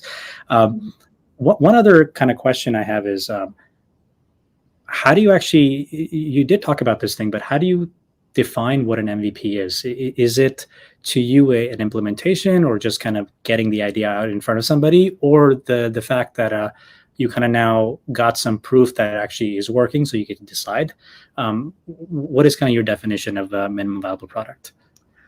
My definition is actually just validating some idea or feature we're trying to push out. So it doesn't even always have to be on the engineering side. So I think people think of MVPs as like, oh, this fully fleshed out like engineering product that's trying to achieve it. But sometimes you can just have like manual work or forms or whatever in the back end that, as long as it allows you to see the user behavior that you're looking for, that gives you the data that you need. Because the whole point of getting an MVP out there is to get user feedback and validation so you can iterate quickly and know if you're even headed in the right direction. So anything you can do to get there, even if it's just straight up like mocking it up, like that's, to me, that's like in a way, like depending on what you're building, can be an MVP for some people.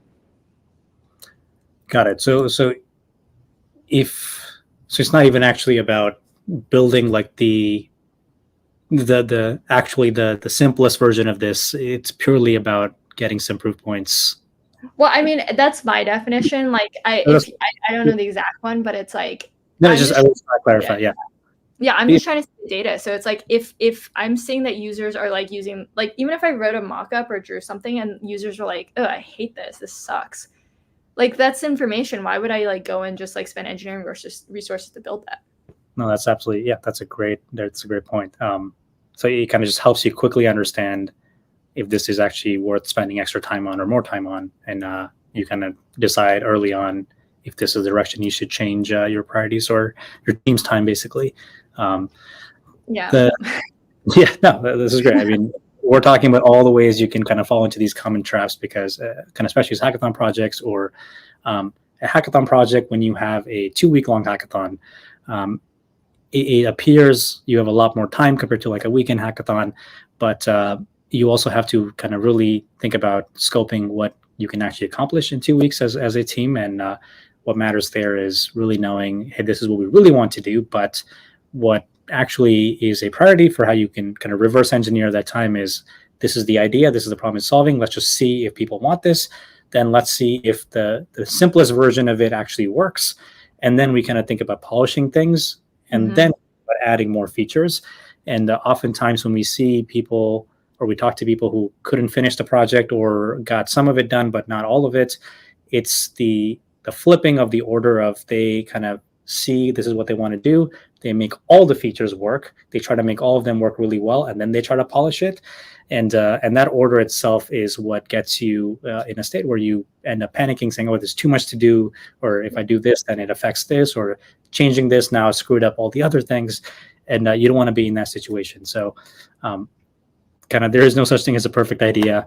It is very much about directionally understanding what is it that you're doing and if it's working or not, and you actually can iterate based on actual feedback. You don't have to have I don't need to talk to anybody. This is what people need, and I'll kind of do that once, and we'll see if it works. Or I would like to be right. It doesn't have to be a closed box.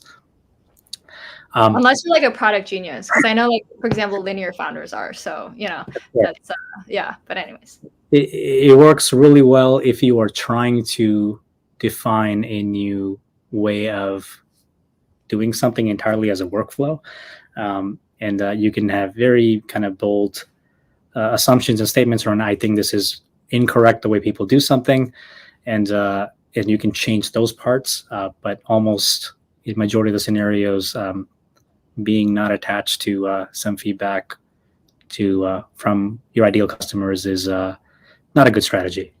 Agreed. Yeah. We're at the end of this discussion, but maybe before we kind of part, is there any other advice you'd like to give to the hackers as they think about building something? No, just ETHGlobal is the best community. So like really utilize them. Yeah, I'm serious. Like utilize like all the network that you have available to you. Like just talk to other participants and get feedback like early on. Amazing. There's 2 live calls for all of you for next week to literally join in and talk to some of the judges and the mentors and show exactly what you've been working on. So do take advantage of that. And with that, I want to thank Linda for taking the time for having this awesome discussion, and everybody check out Bountycaster. Thanks. Bye. All right. Thank you. Next up, we have our talk from Shannon, who has been a hackathon finalist multiple times at ETHGlobal and been in our ecosystem for a few years, getting more and more people to get into this space. And what we're going to cover is how do you actually get to contribute if you're not technical. And there's a lot more of you in this category than there are who are technical. And we want to make sure that you will feel welcomed with being part of the Web3 ecosystem. And there's a lot of tips and guides and things that you can learn from Shannon, and we'll jump right into it. So without further ado, let's welcome Shannon for this amazing talk. Hey, Hi. Kartik. Great to see you. Thank you so much for having me. I'm super excited to, share some of my learnings as someone who is not a developer. In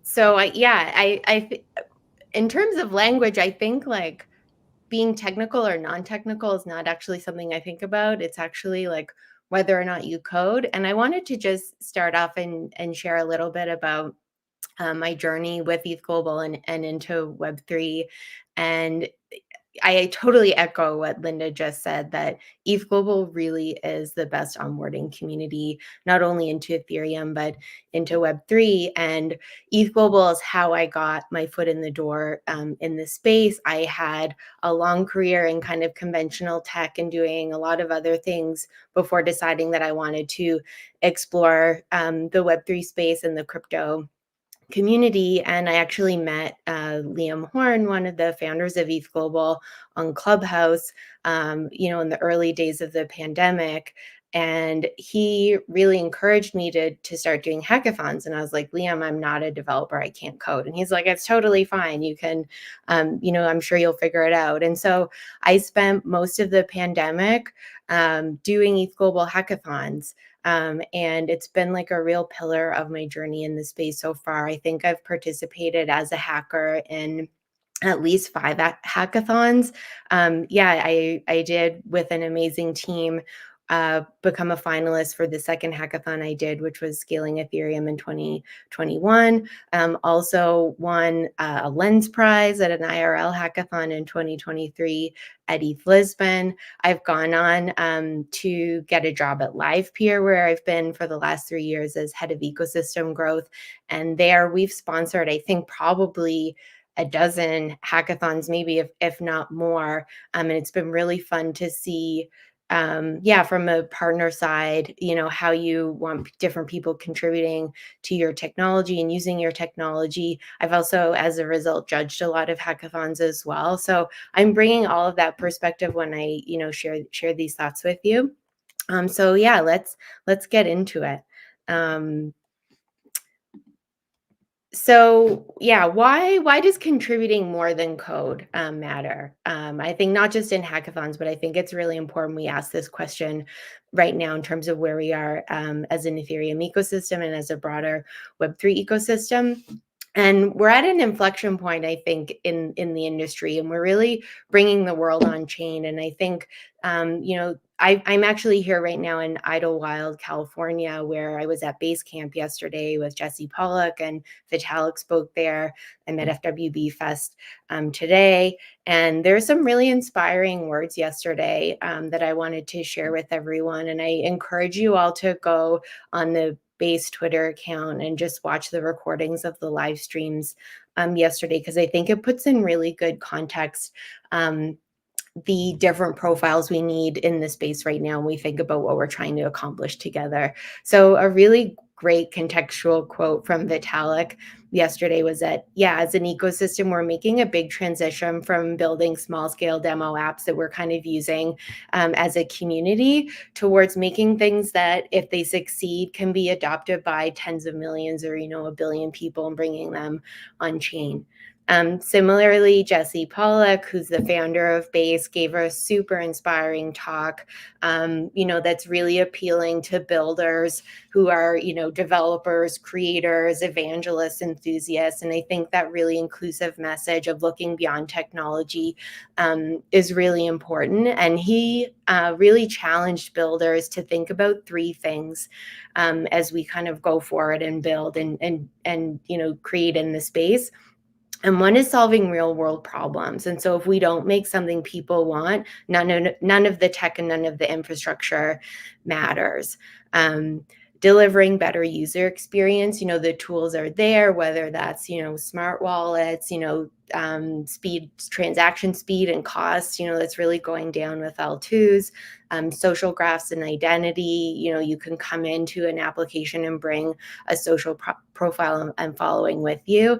And so the tech is there, and it's not just about building good crypto experiences at this point. We need to build better experiences than any app that's ever existed on the internet. And I think that's really important to keep in mind as well. And third, it is really like evangelizing the technology right now and onboarding friends and family every day, showing people how they can benefit, from the next generation of the internet. So I think all of these things, both what Vitalik put into context and what Jesse's talking about at Base, really underscore the need to think beyond the technology, beyond, the level of code, to who are we building, what for, what problems are we solving, and how do we really get people excited, which just, you can naturally think about all the different things that might be important skill sets in terms of contributions. So I also think that diverse teams are just really fun. Like when you think of, working with other people, everyone contributing something unique to a team, there's just like a really exciting energy about that. And this is actually my very first hackathon team. This was the NFT hack in 2021. It was so cool. Like to this day, I think it's one of the most fun experiences I've had. We were from all over the world. There was, myself coming from like a traditional tech and public policy background. We had an architect. We had a professor at a university in France. We had an MBA student who was just learning how to code. Sunny, he actually went on to become a DevRel at Superfluid, which is an awesome Web3 project, as well as a developer at a bank. So we just like had the best time. And I think diverse teams also win, and I mentioned that I was part of a winning team, at the Scaling Ethereum Hackathon. And yeah, we formed a really full stack team that had such a really different breadth of contributions. And it was really important, when we got to the final, that we really wanted to recognize everyone's distinct contribution. And so, yeah, you don't see necessarily like developer or like product manager next to like the different ways we contributed. We had someone who, really designed the architecture for the smart contracts. Veronica actually now works at Optimism. She's been leading the community there for the last few years.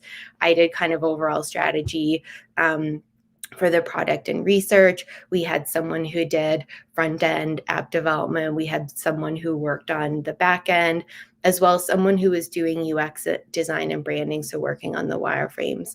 And so I think that really also contributed to why we succeeded at that hackathon. Yeah, this is also my team that won the Lens Prize at ETH Lisbon in 2023. And we just, had the best time. There was a data scientist on our team. We had a full stack dev. And then I was, at that point able to do kind of more of the product and UX. So what are the non-coding skills that are valuable, when you think of putting a team together, and especially for those of you who are watching and not developers and thinking about, oh gosh, how do I talk about, what I might be able to contribute? So the first one, I think, especially when you do these longer online hackathons, is actually research. So, if you're curious and have good analytical skills, and, if one of your motivators is to actually learn about what's happening in the space, I think that's hugely valuable. Being able to take the time to discover all of the different tech that exists, explore what different technologies do, who are they for, how they might all fit together. I mean, for me, that was really the magic and the biggest appeal of coming into ETHGlobal hackathons, was just the curation of the different technology partners and who made up the sponsors. And, the beauty of this space, compared to traditional tech, is that it's all open source. And that means that it's composable, and you can like be really creative in how all of these different technologies fit together. And I think there's a lot of great perspective that someone who is curious about technology curious and technology literate, to be able to share those insights with developers and thinking about how you can all collaborate to fit these different components together in an application. So similarly, I think it's super valuable to research, who the different sponsors are, what the bounties are, who's providing developer support, within different sponsor channels, really getting to know the support staff and communicating that back to your team, asking developers on your team, like, what questions do they have, going to get those answers. A really good example of this is when we were doing the Scaling Ethereum Hackathon, and we were actually building a layer 2 DAO protocol. At the time, Arbitrum and Optimism were actually two sponsors, and we had to make a technical decision on whether to build on Optimism or whether to build on Arbitrum, and actually did a lot of research and provided some recommendations to our developers that helped them make decisions on what we built on. We actually did end up building on Optimism. Project management, I think this is a really obvious one. Are you organized, and do you love keeping everyone on track? Is motivating people towards a goal something that you're really good at and love? Establishing and managing communications channels, that's absolutely huge, especially again for longer form hackathons where people are remote. You want to set up a nice Discord server that has a lot of different channels in it. There's different ways to organize that. It's super important. Scheduling, like all of that stuff that just keeps people on track, creating and organizing planning documents so that literally everyone's on the same page. As soon as you figure out the division of labor, making sure you're tracking who's doing what over a short time period is super important. Working backwards from thinking about the final presentation, what needs to go into the final submission, starting to get that together, all super important stuff that's not coding. design and creative, I think that goes like without saying, as we think about building great user experiences as part of applications, are you someone who loves imagining visual and aesthetic experiences? You don't have to be, a trained UX designer. I think, if you just have a natural proclivity and interest in kind of, understanding what people want, what they need, what the journey is going to be like to use an application, what is, going to look aesthetically pleasing, the visual brand identity of a project, especially if it's something you want to keep building after the hackathon. I think those are all really important perspectives. And I think having creative people on the team also can just really help with product innovation. You can think about like new features that you might want to spec out and focus on implementing in the short time that you have. And lastly, I think, this may be a little underrated, but, are you passionate about a problem, or do you have an idea for a real world problem that needs technical implementation? We really do need to, as a space, shift toward solving problems for real people. And I think, so often people with very technical skills who are developers are super excited to meet someone who does, have a lot of passion about an idea, and it can just provide a lot of motivation and direction for teams. So, being able to clearly communicate what that passion is, and looking for people with similar interests or, technical experience working on like similar problems. And I think in these cases, and I definitely had this experience myself, like you can come in with a super big, solving, poverty, or like solving climate change. And those are huge problems that you really do need to unpack. Like what's a very practical piece of that much bigger puzzle that you can actually do a proof of concept for that could fit into a larger roadmap. And I think when it comes to the final presentation, if you can communicate a long-term vision and roadmap, but really also show a practical technical implementation of a first step in that roadmap that you were able to do with a team, that's hugely powerful when a judge is looking at, evaluating a project. So just a few tips, in finding a team. I think, put yourself out there and be social, and just be confident in what you have to offer and what you want to learn. Have lots of conversations. It's my favorite part of doing hackathons, is just like reaching out to people. ETHGlobal does a great job in helping people find a team. When I was doing ETHGlobal hackathons, there was a great slide deck that was used for everyone to put a slide in terms of whether they were looking for a team or had an idea, and you could share what your skill set is there. I think when you are not a developer, it's really important to look for teammates who are, there to do more than just win necessarily, like finding people who are there to learn, try something new, make new friends, and accomplish something together. And I was really lucky to find developers who also were interested in kind of helping to onboard people into this space, and who did have more technical experience. So just, be mindful of that when you're looking for a team. And then I didn't have a slide on this, but I think, this is kind of a tip for sponsors, as we think about what our goals are in getting our technology adopted, and we think about how we craft bounties and prizes for hackers. I think it's really important we start to incentivize more than just like straight up API integrations. I think like having awards for best wireframes or best, marketing campaign for a project can be super impactful. And I think that will also be more encouraging to onboard more people into this space. So I think I'm at time.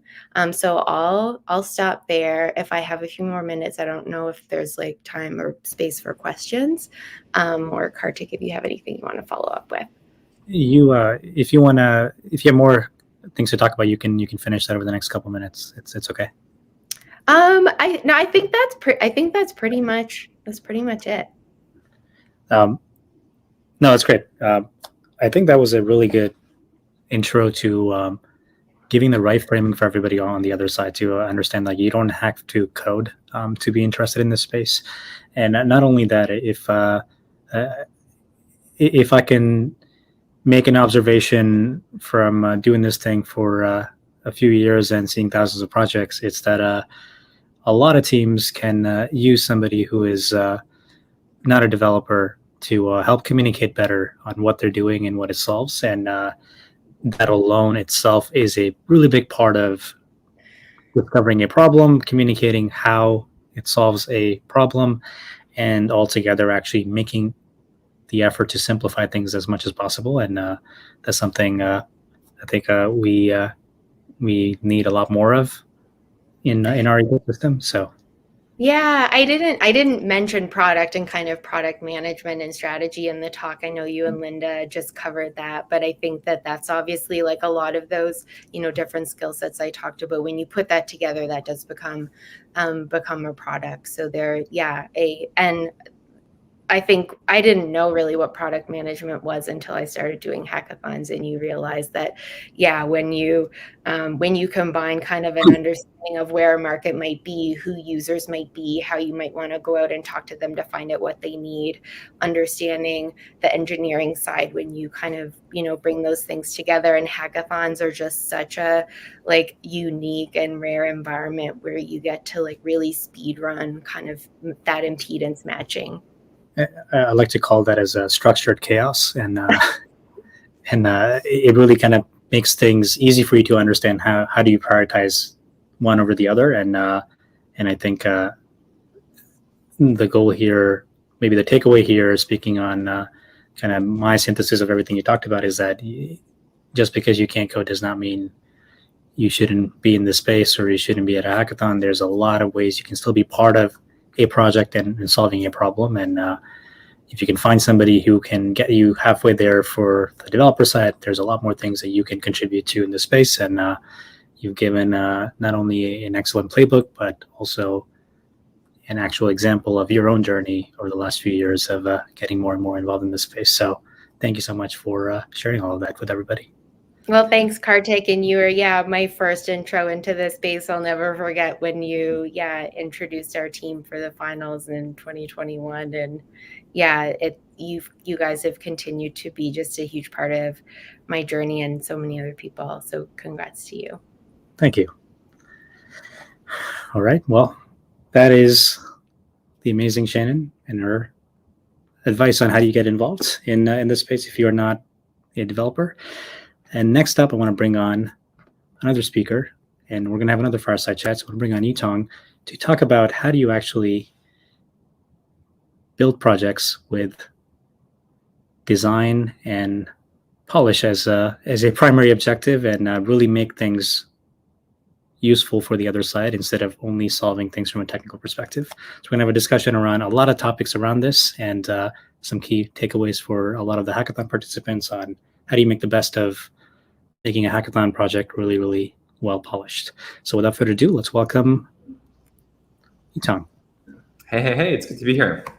Good to see you again. And there's a lot of things to talk about here. And for those who may not know you and your background, I'd love to kind of maybe open up the floor with the first question being, just tell us about your background, kind of how you got into this space, what were you doing in crypto, and then what are you up to now? And we'll kind of go from there and talk about all the things design. Yeah, certainly. I actually got into tech through hackathons way back when I was in college. So always appreciate you doing these things. But no, my crypto journey started in around 2017. Like a lot of people, catching the bull market, sort of buying a little bit of ETH, and like seeing a pump and going like, what is this thing? What did I even buy?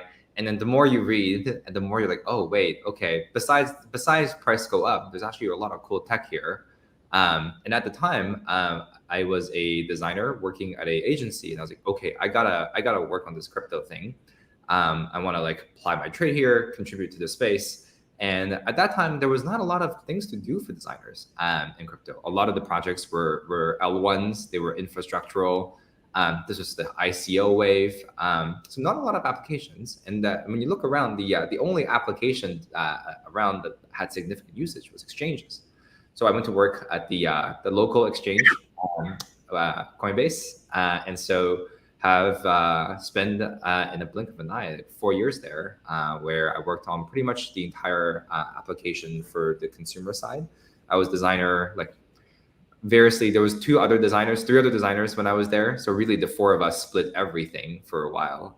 It was kind of crazy, and did that for 4 years. And in early 2022, left to start my own company. It's called Agora. We do governance for crypto protocols.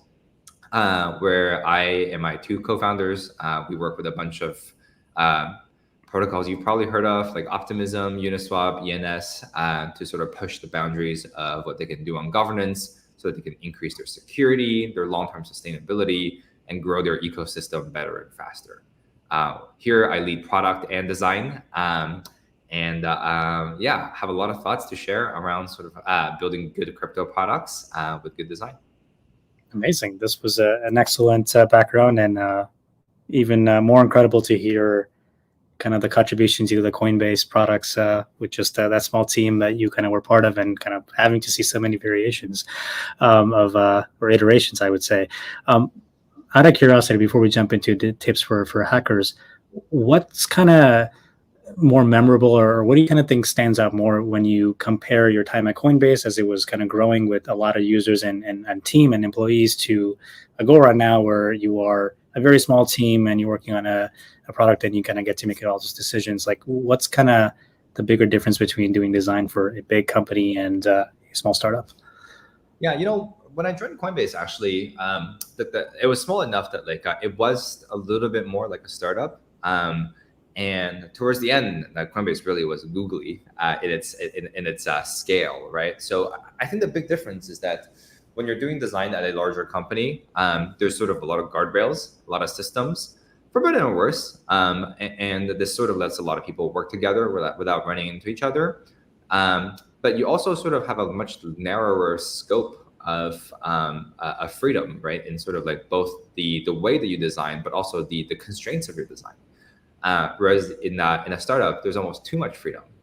Everything is on the table, and the great art of doing design at a startup is knowing what problems are important, what problems are not important, and where you can cut corners, and where it's important to have polish.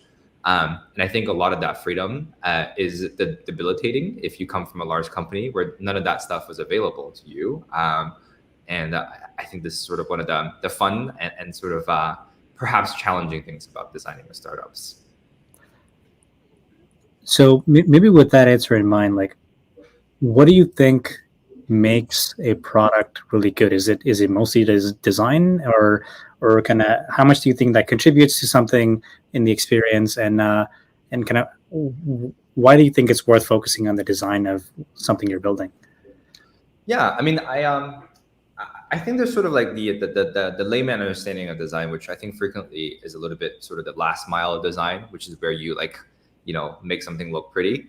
And this is sort of like rarely where the most important design work is done. The most important design work is frequently done at the early stages, right? When you're like working together with product and engineering, and sort of like understanding the constraints, understanding the capabilities of the technology, and sort of understanding the user needs, and sort of like iterating in far above the comps themselves, and sort of like shaping the problem into a place that can be conducive to good user experiences.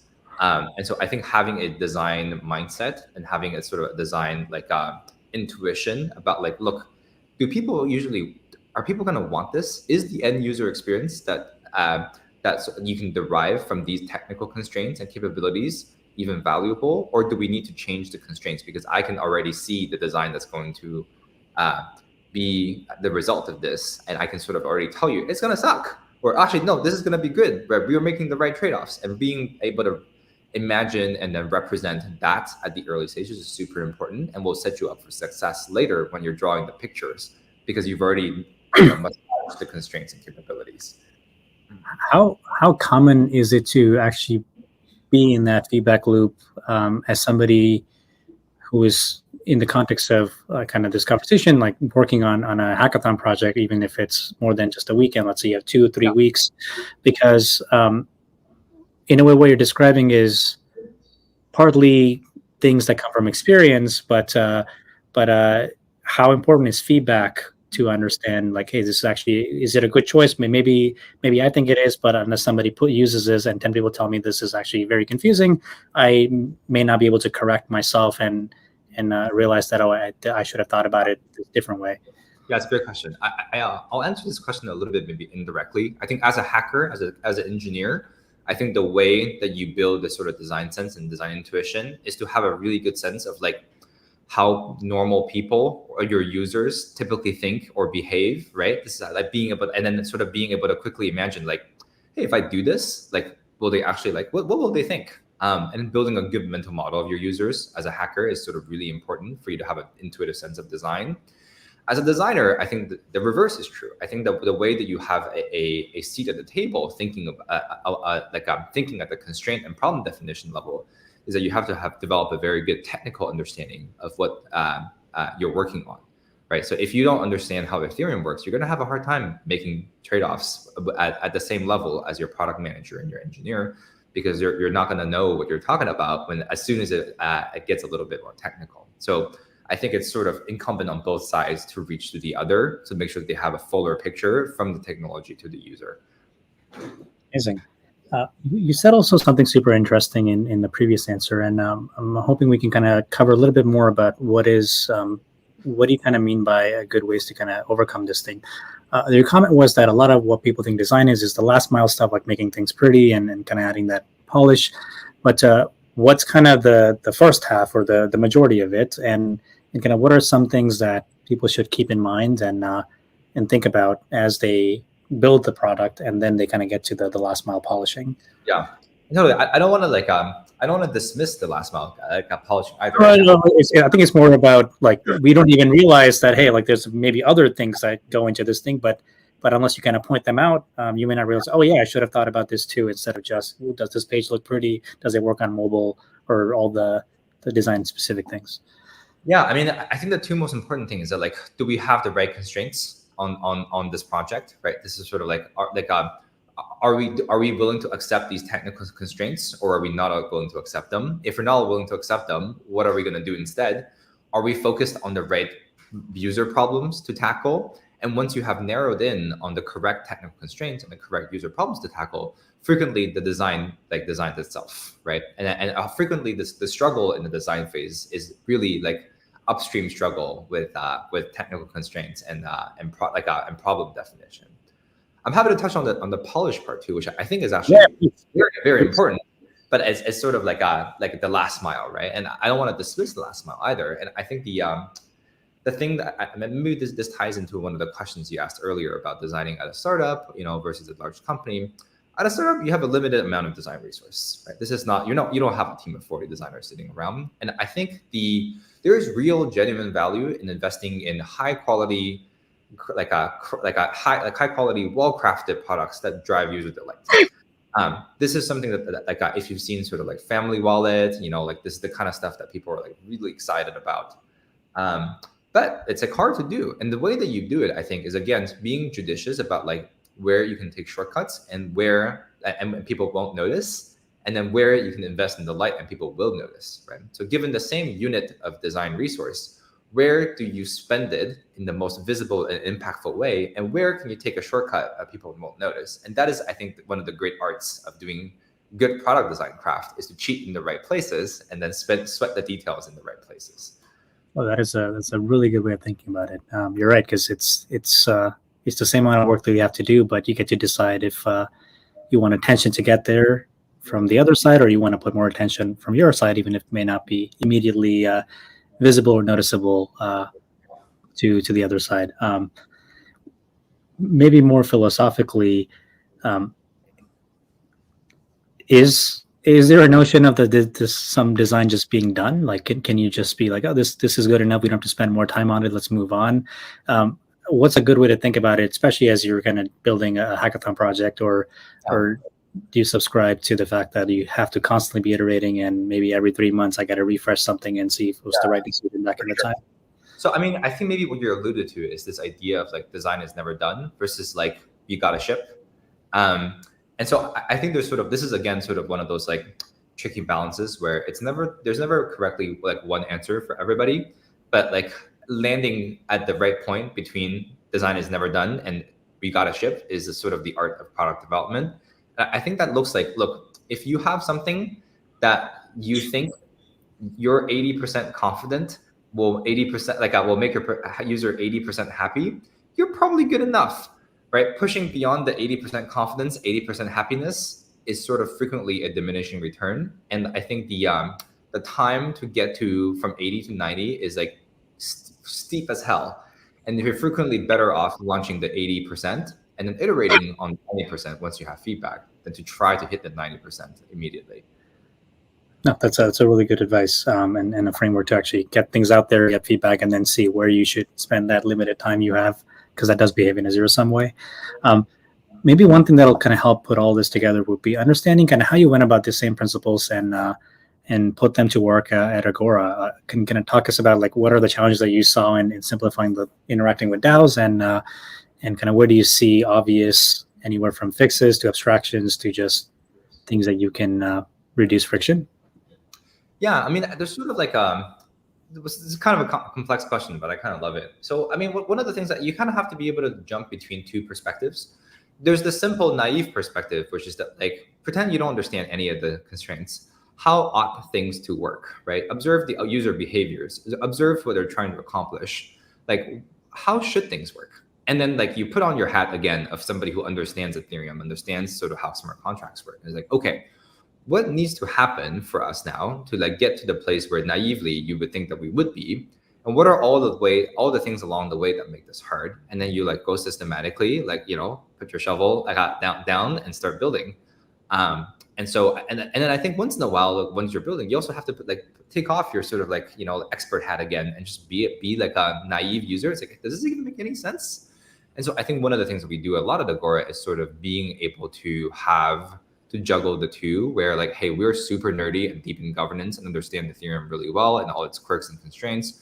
But also once in a while, we also are able to pretend that like we know nothing about this stuff and we just want to participate in governance. Like, what do we need? One example of this is sort of like, hey, one simple thing that we've observed as sort of naively as a user is that like, I should be able to ask my like community a multiple choice question. I shouldn't be just like, hey, yes, no, or abstain. I should be like, do we want to do this or that or that? And it turns out it's like not possible in on-chain governance to do this. And you're like, oh, why? Oh, like, oh, okay, well, because it's prohibited by the governor contract. Why is it prohibited by the governor contract? Oh, well, everybody is just forking the same library over and over again. Maybe we should go invest in a new standard for a contract that like lets us now like do all this kind of stuff. And we did, right? This is sort of like you like have a design-led like user problem perspective, and then you go back and you work backwards and like, why is this not possible? Oh, okay, you figure out the constraints, you figure out what's in the way, and then you go fix those constraints. Amazing. That's a very precise and concise answer for a complex question. So this is such a good way to think about it. And kind of maybe we are running at time, but maybe one thing I want to ask you as a final question is, obviously not every team and everybody has the luxury of having a designer who can kind of focus on just the design elements for a project, whether it's a hackathon or even kind of a personal project. So if you are not a designer or you are not as well kind of equipped and experienced in UI or design just in general, even if we're talking about the let's stick to like even just the web interface polishing of your project, what are kind of some ways to in a way hack that around and either find resources that you recommend that people can just kind of get some of these things out of the box and simplify their design work, or kind of get a head start in just understanding some of these concepts? Like, what would you recommend that people learn? Yeah, I mean, I think there's a couple of levels. First level is I think developing a good intuition around users is sort of like, this is not a special skill for designers, right? Anybody can pick this up and this will get you a long way. And the second is like, okay, well, I just want to like make apps that don't look like trash, right? And so this is sort of okay, well, there's a lot of tools out there like ShadCN now that like just if you just pull from that library, you probably won't go wrong. So just buy yourself like a fork ShadCN, right? Buy yourself one of those like Tailwind templates. Just don't mess around. Like spend the $50. I think it's kind of worth it. And I would say probably learn a little bit of Figma. I think it's not too hard, you know. Like if you've used Excalibur before as an engineer, you will be able to figure out Figma. Even if you're not going to be able to make things pretty, it helps to be able to move things around, just in case you need to.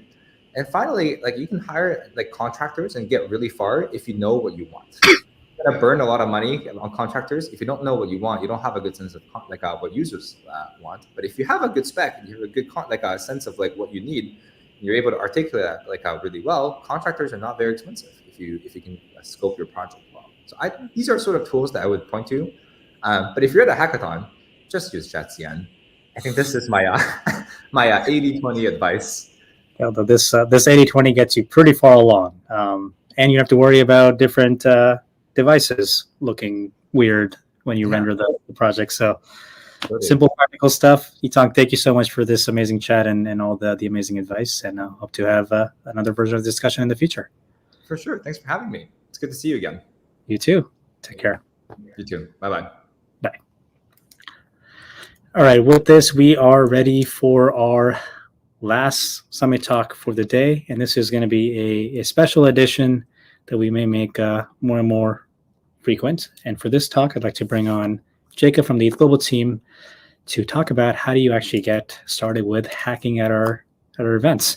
And the goal here is that we want to just give you a walkthrough of what would you do if this was your first ever hackathon and you were a hacker at Superhack. How can you take the best advantage of everything that's being offered to you, and how do you actually get to something from start to finish in the leanest and the most efficient way possible? So without further ado, let's welcome Jacob.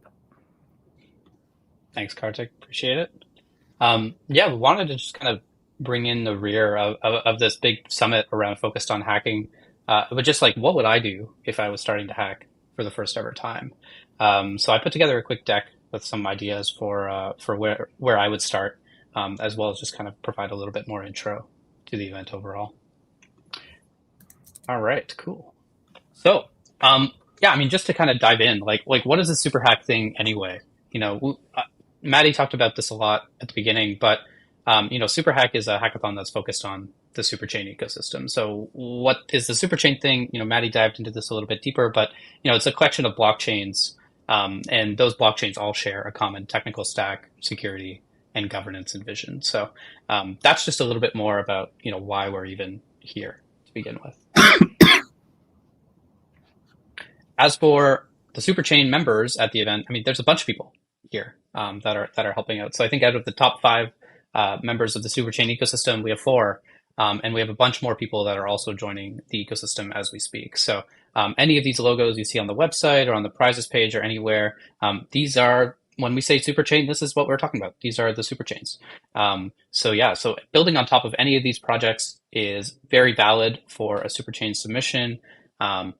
Utilizing any of the OP stack technology as a whole and building your own OP stack to contribute to the Superchain is also a valid submission. So really, there's a huge surface area for being able to build. So when we say Superchain, we're talking about these logos, we're talking about these companies and these networks, and we're talking about this collective that is helping push the Optimism ecosystems forward, the Superchain ecosystem forward, and ultimately this concept of retro funding forward as well.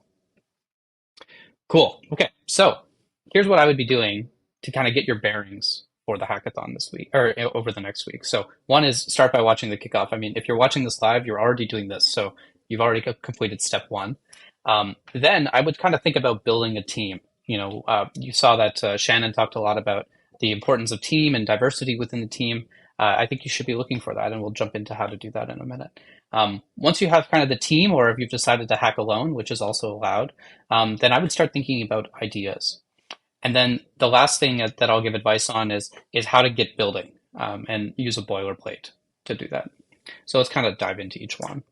So on the kickoff side, you know, we aim to make this as comprehensive as possible. So you saw Kartik had about a 30-minute chat at the beginning of this session that really dive through the logistics front to back on the hackathon. And I would recommend watching that if you haven't already, just so that you are, you know, up to date with everything you need to know. It's a small time investment. You could probably watch it at 2x speed and get the gist of all the important things.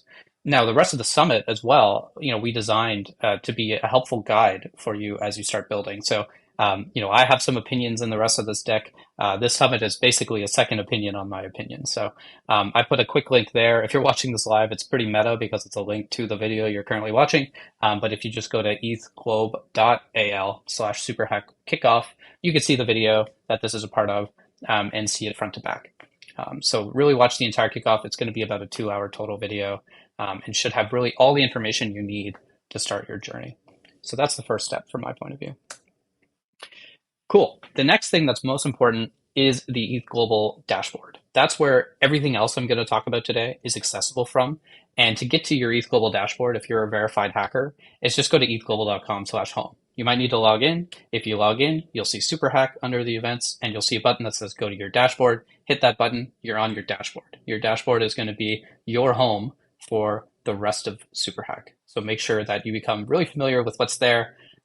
And it's pretty straightforward, and I think it's laid out, as well as we can. If you have any feedback, of course, please let us know. But we've been working on this for a long time. So ethglobal.com/home, head to your dashboard. That's where you'll get access to all the rest of the content that we're talking about today. Cool. So let's talk about teams. So, from my point of view, hackathons are more fun in a group. We have almost 1,000 developers at this hackathon, and they're from all over the world, over almost 100 countries. It's really interesting to, meet a smart person to work with, or have a small team of people that are working towards a common goal. If you're kind of distributed across the world, it can be super helpful to head to bed, drop in the group chat what you accomplished today, what you hope to accomplish tomorrow, and you wake up in the morning and find that your teammate kind of built out that piece of the project. So it's really fun to build with friends. So one thing I want to stress is that not everybody comes to Superhack with a team. So if you're sitting here right now and say, oh, I don't have a team, I don't know what to do, there are 100 other people that are in the same boat as you. So many people are still looking for teams today. We had a team formation session yesterday. We'll have some more coming up. We have the Discord channel that you can go and ask in. So here's my recommendation for joining a team. Either find a great team or build your own. So if you want to build your own, I would recommend that you invite the smartest person you know to this hackathon and build with them. So we still have applications open for if you're already on a team. So you can just go to your team page. You can press the invite button and invite somebody by email, one of your friends, and have them join you for the hackathon. There's also an option on your dashboard when you go there. It says opt in to be connected on Discord for people finding teams. So make sure you check that box if you're looking for a team, and people might reach out to you from the community as well. There's also a dedicated channel for this on the Discord community, which is a find a team channel. Drop your experience in there, drop an idea in there, drop what you're doing in there, drop whatever. And people are looking in there, and I already saw this morning, there's about 100 messages. So there's a lot of people chatting.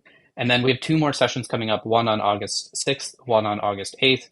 These are set up specifically to accommodate for all the different time zones that are happening at the event. So there's probably one of those 2 that will work for you.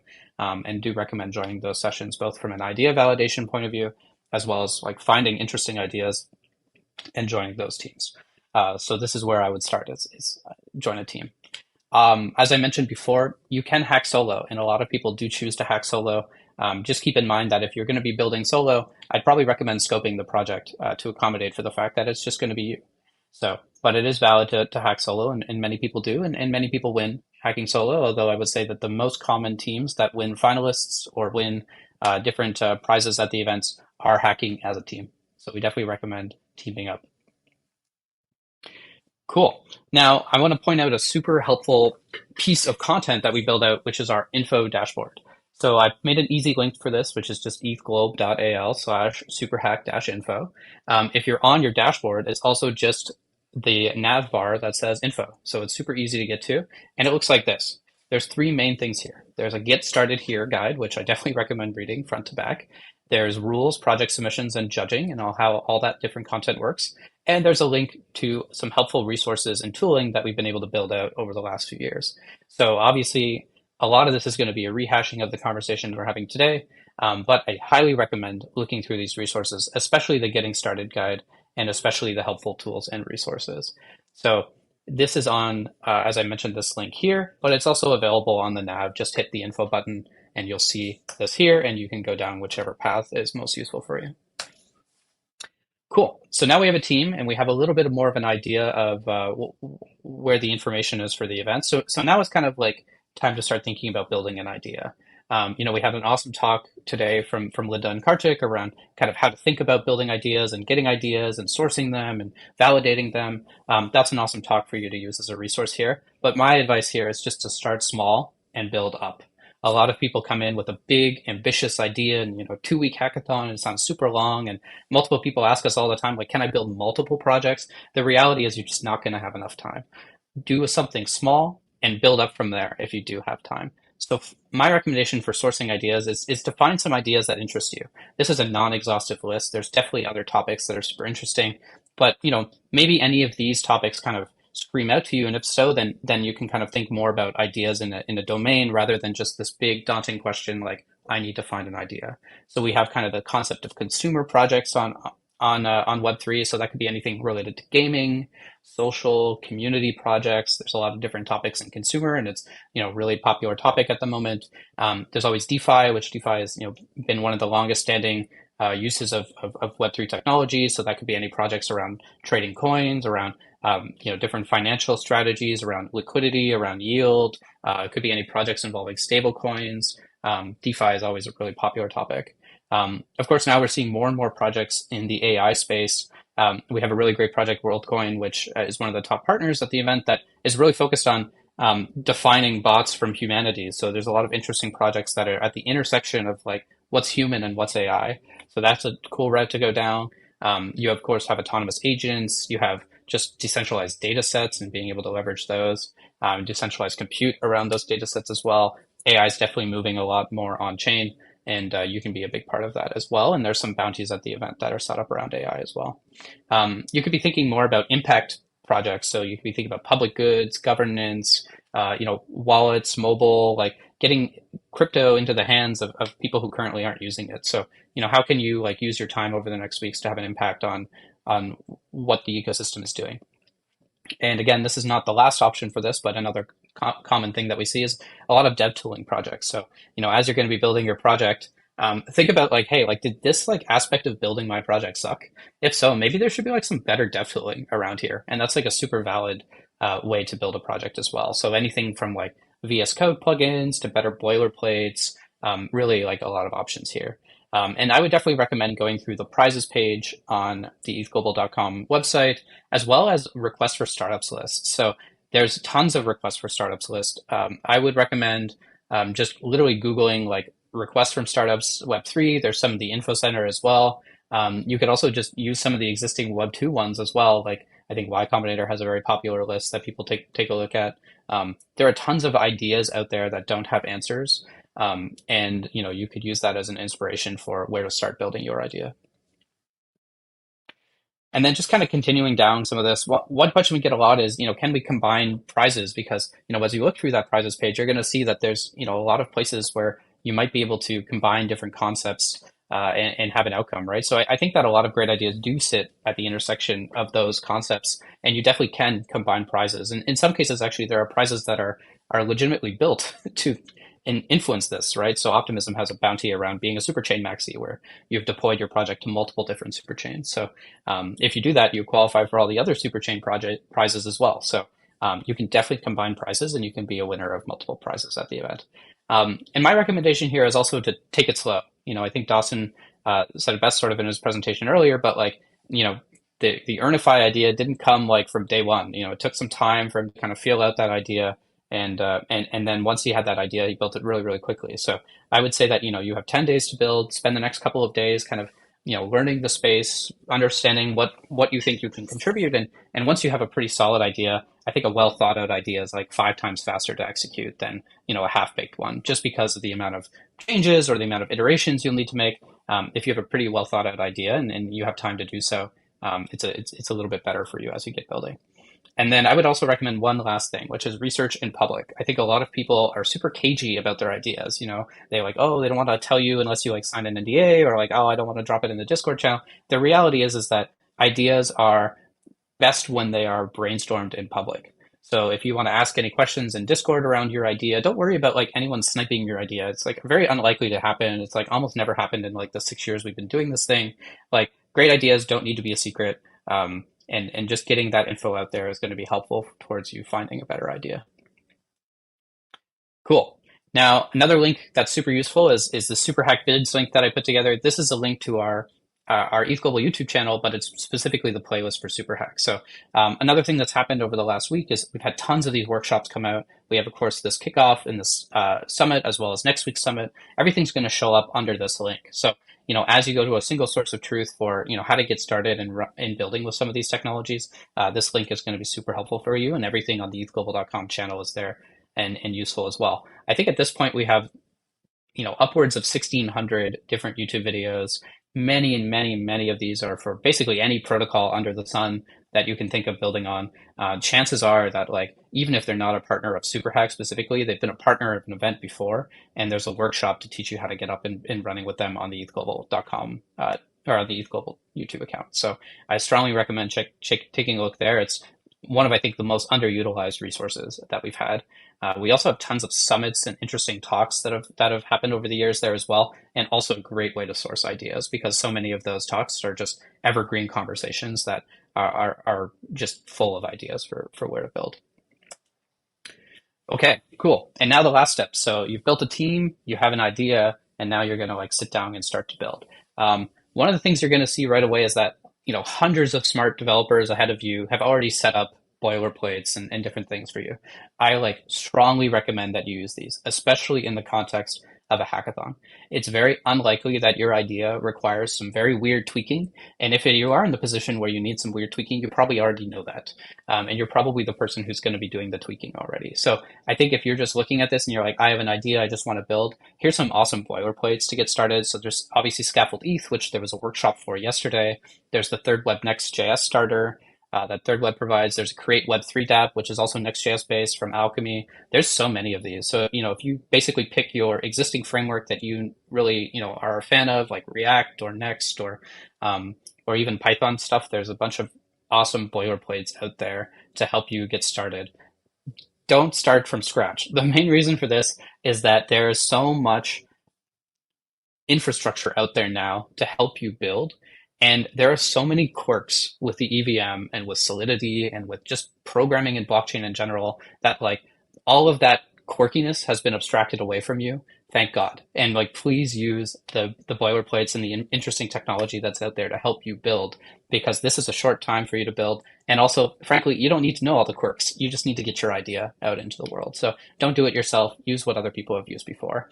The other thing is, I mentioned all the logos here that are from the Superchain ecosystem, but who are all these other people? So I just kind of did a quick breakdown on why they're all here. And I think the main thing is that everyone else is basically infrastructure. So it's infrastructure for you to build your type of project on. So, take a look at Third Web if you're going to be going down kind of the gaming or consumer route. They have a really awesome, mature suite of tools that can help you do that quicker. Tenderly has this awesome virtual testnets product that they're trying to get in the hands of builders this week. Building with local testnets is always impossible. You have to fund your wallets with you have to get all their testnet ETH. It's just so much work. Tenderly is going to make that super easy for you. Alchemy's giving out bounties for using their embedded wallets product. So if you've ever thought about building a really slick consumer app that feels like a Web 2 product, take a look at Alchemy's embedded wallets product. It's going to really help you get there, and you're going to get there much faster. If you're going to launch your own blockchain, look at Conduit. Conduit can do this for you in 3 minutes, rather than you sitting down and going through an entire crazy guide. So yeah, definitely take a look at Conduit there. BlockScout, every blockchain or every project needs to interact with a block explorer at some point or another, right? And BlockScout is an awesome open source version of this. So, take a look at BlockScout for this. If you're playing around with if needing to bring off-chain data onto on-chain, prices data or random numbers or really any data you can think of, take a look at Pyth and Chainlink. I mean, this is what they do as a company, right? So they have these kind of Oracle data feeds that are available to you on many of the super chains. If you're thinking about attesting to anything, wallet X did Y, there's a whole framework for that, open source framework called EAS that's supporting the event as well. And there's prizes for building that as well, both on-chain and off-chain attestation. So take a look there. And then if you want to kind of play around with DeFi primitives, take a look at Superform. They have a really interesting ERC around vaults and how you can kind of manage yield and these vaults of tokenized assets across different chains. So the really cool kind of framework there. And then finally, we have Gold Sky here for on-chain and historical data. You're going to find that blockchain data is really hard, and Gold Sky is going to simplify a lot of these problems for you out of the gate. So here's just kind of a quick little overview of like what everybody's doing. There's a much more in-depth version of all of this on the prizes page, so strongly take a look there. And then kind of as we wrap up on this section, I just want to note that you're not building alone, right? There's almost 1,000 other developers here at the event. I think Shannon said it best in her presentation that this is about building as a community. I think Maddie also talked on this in the summit as well. Like you are going to be supported as much as possible, and you're not building alone. Everybody's doing the same thing as you, and make sure you join that like Discord community. So you can do that directly from the dashboard. There's just a button that says join the Discord.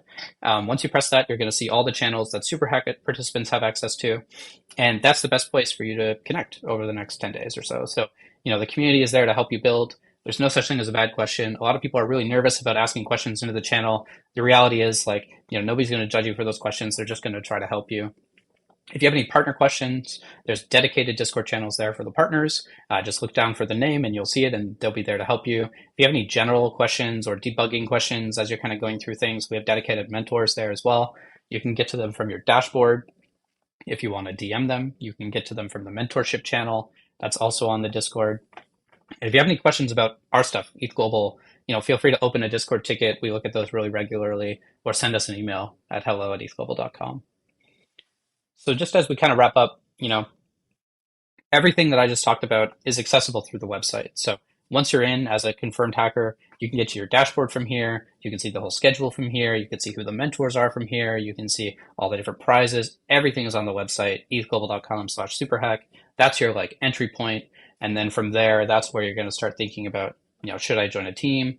How to join a team? The ideas I should be doing, where I should get started, what kind of boilerplates I should be thinking about building on first, what kind of technologies I can be integrating, and just kind of start your journey from there. So ethglobal.com/superhack, that's where everything's going to start. And with that being said, happy hacking. This is a super exciting time to be building. The ecosystem for the Superchain is just out of control. It's growing like a weed. It is just the absolute perfect time for you to be contributing to this ecosystem and helping grow it yourselves. Hackathons are just an awesome experience and for everybody involved, and an awesome opportunity to challenge yourself and learn and grow and play around with interesting technologies. So we really hope that you have an awesome experience this over the next couple of weeks, and we're really thankful to have you join us. So happy hacking and all the best.